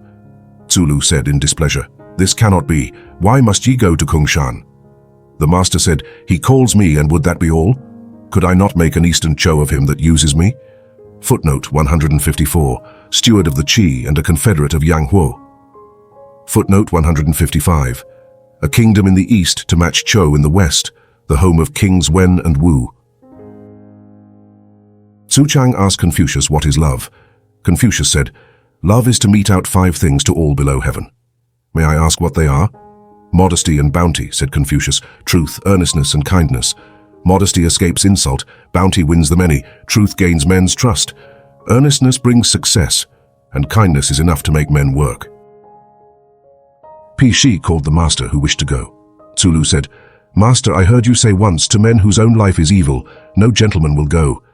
Pi Shi holds Chung Mu in rebellion. How could ye go to him, sir?" "Yes, I said so," answered the master. "But is not a thing called hard that cannot be ground thin? White, if steeping, will not turn it black. And am I a gourd? Can I hang without eating?" The master said, "Hast thou heard the 6 words, you 156, and the 6 they sink into?" He answered, "No. Sit down, and I shall tell thee. The thirst for love without love of learning sinks into simpleness. Love of knowledge without love of learning sinks into vanity. Love of truth without love of learning sinks into cruelty. Love of straightness without love of learning sinks into rudeness. Love of daring without love of learning sinks into turbulence. Love of strength without love of learning sinks into oddity." Footnote 156, Zulu. The master said, "My little children, why do ye not learn poetry? Poetry would ripen you, teach you insight, friendliness, and forbearance, show you how to serve your father at home, and teach your lord abroad, and it would teach you the names of many birds and beasts, plants and trees." The master said to Po Yu, "Hast thou done the Chunan and Shaonan? He that has not done the Chunan and Shaonan is like a man standing with his face to the wall." Footnote 157, his son. Footnote 158, the first 2 books of the Book of Poetry. The master said, "Courtesy, courtesy is the cry, but are jade and silk the whole of courtesy? Music, music is the cry, but are bells and drums the whole of music?" The master said, "Fierce looks and weakness within are like the small man, like the thief that breaks through or clambers over a wall." The master said, "The plain townsman is the bane of mind." The master said, "To tell unto the dust all that we hear upon the way is to lay waste the mind." The master said, "How can we serve the king with a low fellow who is itching to get what he wants and trembling to lose what he has? This trembling to lose what he has may lead him anywhere." The master said, "Men of old had 3 failings which have perhaps died out today. Ambitious men of old were not nice, now they are unprincipled. Stern men of old were hard, now they are quarrelsome. Ignorant men of old were straight. Now they are false, that is all. The master said, smooth words and fawning looks are seldom found with love. The master said, I hate the ousting of scarlet by purple. I hate the strains of chung, confounders of sweet music. I hate a sharp tongue, the ruin of kingdom and home. The master said, I wish no word were spoken. Tsukung said, Sir, if ye said no word, what could your little children write? The master said, What are the words of heaven? The 4 seasons pass, the 100 things bear life. What are the words of heaven? Ju Pei wished to see Confucius. Confucius pleaded sickness, but as the messenger left his door, he took a lute and sang, so the messenger should hear. Tsai Wo asked about mourning for 3 years. He thought that 1 was enough. If for 3 years gentlemen forsake courtesy, courtesy must suffer. If for 3 years they forsake music, music must decay. The old grain passes, the new grain sprouts. The round of woods for the fire drill is ended in 1 year. The master said, Feeding on rice clad in brocade, couldst thou be at rest? I could, he answered. Then do what gives thee rest. But a gentleman, when he is mourning, has no taste for sweets and no ear for music. He cannot rest in his home, so he gives these up. Now they give thee rest, then keep them. After Tsai Wo had gone, the master said, Use want of love. At the age of 3, a child first leaves the arms of his father and mother, and mourning lasts for 3 years everywhere below heaven. But did you have for 3 years the love of his father and mother? Footnote 159, a disciple. Footnote 160, Tsai Wo. The master said, It is hard indeed when a man eats his fill all day and has nothing to task the mind. Could he not play at checkers? Even that were better. Tsulu said, Do gentlemen honor daring? They put right higher, said the master. With daring and no sense of right, gentlemen turn rebels and small men turn robbers. Tsukung said, Do gentlemen hate too? They do, said the master. They hate the sounding of evil deeds. They hate men of low estate that slander those over them. They hate daring without courtesy. They hate men that are stout and fearless but blind. And Tsu, he said, Dost thou hate too? I hate those that take spying for wisdom, who take want of manners for courage, and take tale-telling for honesty. Footnote 161, Tsu Kung. The master said, Only maids and serving lads are hard to train. If we draw near to them, they get unruly. If we hold them off, they grow spiteful. The master said, When a man of 40 is hated, he will be so to the end.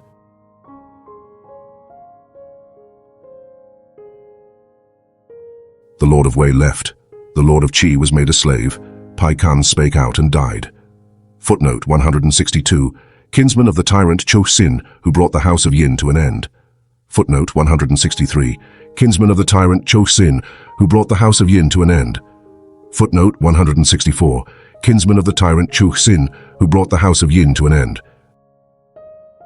Whilst Liu Xiahui was chief knight, he was dismissed thrice. Men said, Is it not yet time to leave, sir?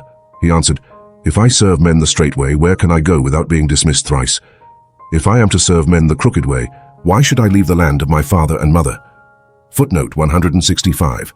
See note to Book 15, Section 13. Footnote 166, or Criminal Judge. Speaking of how to treat Confucius, Qing, Duke of Qi, said, I cannot treat him as I do the Qi. I put him between Qi and Meng. I am old, he said. I cannot use him. Confucius left. The men of Qi sent a gift of music girls. Qi Huan accepted them, and for 3 days no court was held. Confucius left. Footnote 167. Tulu, 497 BC, the turning point in Confucius's career. He left office and his native land and wandered abroad for 12 long years. Yu, the mad head of Chu, as he passed Confucius, sang, Phoenix, bright phoenix, thy glory is ended. Think of tomorrow, the past can't be mended. Up and away, the court is today with danger attended. Confucius alighted, for he wished to speak with him, but he hurried away and he could not speak with him. Chang Chu and Qiani were working in the fields. As Confucius passed them, he sent Zulu to ask for the ford. Chang Chu said, Who is that holding the reins? He is Kung Chiu, said Zulu. Is he Kung Chiu of Lu? Yes, said Zulu. He knows the ford, said Chang Chu. Zulu asked Qiani, Who are ye, sir? He answered, I'm Chang Yu. All below heaven is seething and boiling, said Qiani. Who can change it? How much better would it be to follow a knight that flees the world than to follow a knight that flees persons? and he went on hoeing without stop. Zulu went and told the master, whose face fell. "Can I herd with birds and beasts?" he said. "Whom but these men can I take as fellows? And if the way were kept by all below heaven, I should not need to change them." Zulu, who was following behind, met an old man carrying a basket on his staff. Zulu asked him, "Have ye seen the master, sir?" The old man answered, "Thy 4 limbs are idle. Thou canst not sort the 5 seeds. Who is thy master?" And he planted his staff and weeded. Zulu stood and bowed. He kept Zulu for the night, killed a fowl, made millet, gave them him to eat, and presented his 2 sons. Zulu left the next day and told the master. The master said, "He is in hiding." He sent Zulu back to see him, but when he arrived he had gone. Zulu said, "Not to take office is not right. If the ties of old and young cannot be thrown off, how can he throw off the liege's duty to his lord? He wishes to keep his life clean, but he is unsettling the bonds between men. To discharge that duty, a gentleman takes office, though he knows beforehand that the way will not be kept." Po Yi, Shuqi, Yucheng, Yi Yi, Chuchang, Liu Xiahui, and Shaolian were men that hid from the world. The master said, "Po Yi and Shuqi did not bend the will or shame the body. We must say that Liu Xiahui and Shaolian bent the will and shamed the body. Their words hit man's duty, their deeds hit our hopes. This we can say and no more." We may say that Yucheng and Yi Yi lived hidden, but were free of speech. Their lives were clean, their retreat was well weighed, but I am unlike all of them. There is nothing I must or must not do. Qi, the great music master, went to Qi. Kan, the conductor at the second meal, went to Chu. Liao, the conductor at the third meal, went to Cai. Cui, the conductor at the fourth meal, went to Qin. The drum master Fang Shu crossed the river. The tambourine master Wu crossed the Han. Yang, the second bandmaster, and Xiang, who played the sounding stones, crossed the sea. The Duke of Zhou said to the Duke of Lu, "A gentleman does not forsake kinsmen, nor offend his great lieges by not using them. He will not cast off an old friend unless he have big cause. He does not ask everything of anyone." Footnote 171. See note to Book 7, Section 5. Footnote 172. His son. Zhou had 8 knights: Pota and Pokuo, Chengtu and Chenghu, Shuye and Shuxia, Qisui and Chiqua.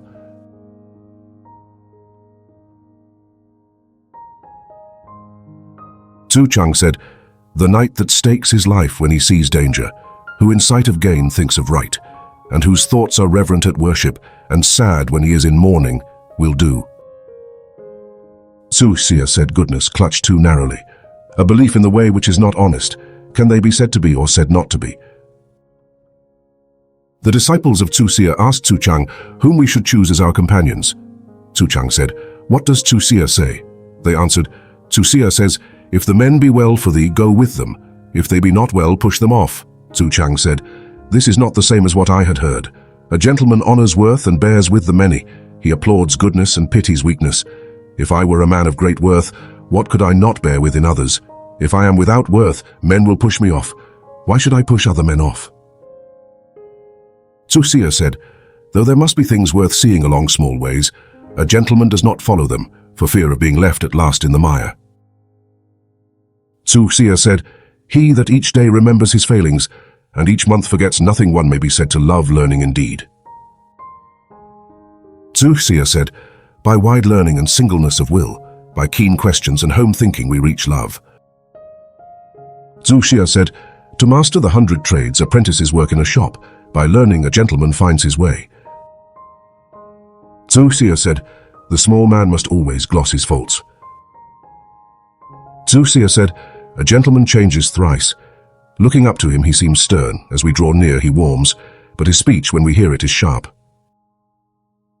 Zhu Xia said, "Until they trust him, a gentleman lays no burdens on his people. If they do not trust him, they will think it cruel. Until they trust him, he does not chide them. Unless they trust him, it will seem fault-finding." Zhu Xia said, "If we keep within the bounds of honor, we can step to and fro through propriety." Zhu Yu said, "The disciples, the little sons of Zhu Xia, can sprinkle and sweep, attend and answer, come in and go out. But what can come of twigs without roots?" When Zhu Xia heard this, he said, "Yen Yu is wrong. If we teach one thing in the way of a gentleman first, shall we tire before reaching the next? Thus plants and trees differ in size. Should the way of a gentleman bewilder him? To learn it, first and last, none but the holy are fit. Footnote 173, Tzu Yu. Zhu Xia said, "A servant of the crown should give his spare strength to learning. With his spare strength, a scholar should serve the crown." Tzu Yu said, "Mourning should stretch to grief and stop there." Tzu Yu said, "Our friend Chang can do hard things, but love is not yet his." Footnote 174, Tzu Chang. Chang Tzu said, "Chang is so spacious, so lordly, that at his side it is hard to do what love bids." Chang Tzu said, "I have heard the master say man never shows what is in him unless it be in mourning those dear to him." Chang Tzu said, "I have heard the master say, in all else we may be as good a son as Meng Chuang, but in not changing his father's ministers or his father's rule, he is hard to match." The Meng made Yang Fu chief knight, who spake to Cheng Tzu about it.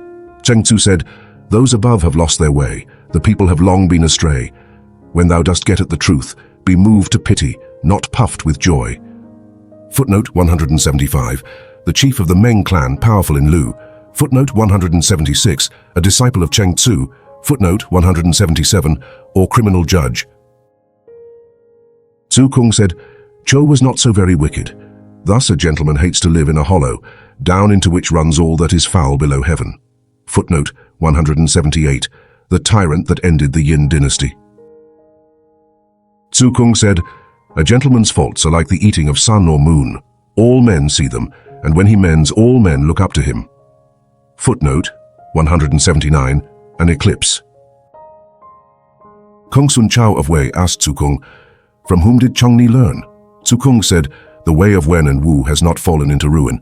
It lives in men, the big in big men, the small in small men. In none of them is the way of Wen and Wu missing. How should the master not learn it? What need had he for a set teacher?" Footnote 180, Confucius. Footnote 181, see Introduction. In talk with the great men of the court, Shu Sun Wushu said, "Tzu Kung is worthier than Chong Ni." Tzu Fu Qingpo told this to Tzu Kung. Tzu Kung said, "This is like the palace wall. My wall reaches to the shoulder. Peeping over you see the good home within. The master's wall is several fathoms high. No one can see the beauty of the ancestral temple and the wealth of its 100 officers unless he gets in by the gate. And if only a few men find the gate, may not my lord have spoken the truth?" Footnote 182, head of the Meng clan. Shu Sun Wushu cried down Chongni. Tzu Kung said, "It is labor lost. Chongni cannot be cried down. The greatness of other men is a hummock over which we can still leap. Chongni is the sun or moon, which no one can overleap. Though the man were willing to kill himself, how could he hurt the sun or moon? That he doesn't know his own measure would only be seen the better." Chen Tzuchin said to Tzu Kung, "Yea, humble yourself, sir. In what is Chongni your better?" Tzu Kung said, "By one word a gentleman shows wisdom, by one word want of wisdom. Words must not be lightly spoken. No one can come up to the master, as heaven is not to be climbed by steps. If the master had power in a kingdom or a clan, the saying would come true. What he sets up stands. He shows the way and men go it. He brings peace and they come. He stirs them and they are at one. Honored in life, he is mourned when dead. Who can come up to him?" Footnote 183, a disciple of Tzu Kung.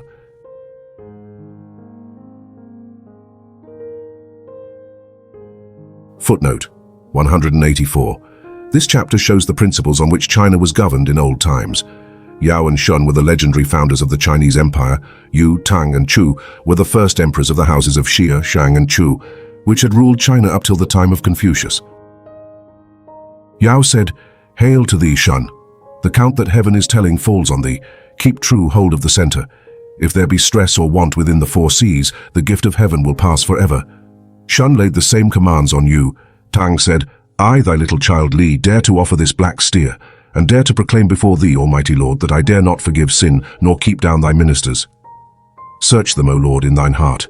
If our life be sinful, visit it not upon the 10,000 homesteads.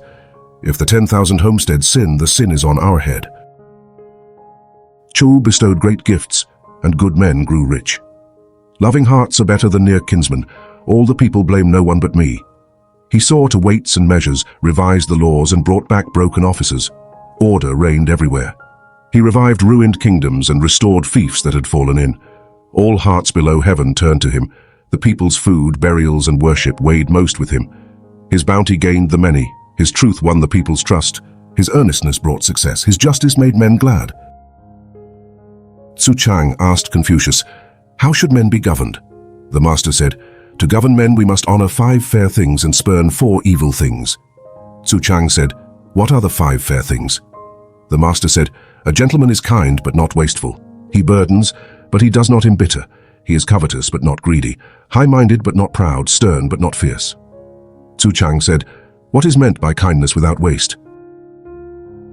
The master said, "To further what furthers the people is not that kindness without waste.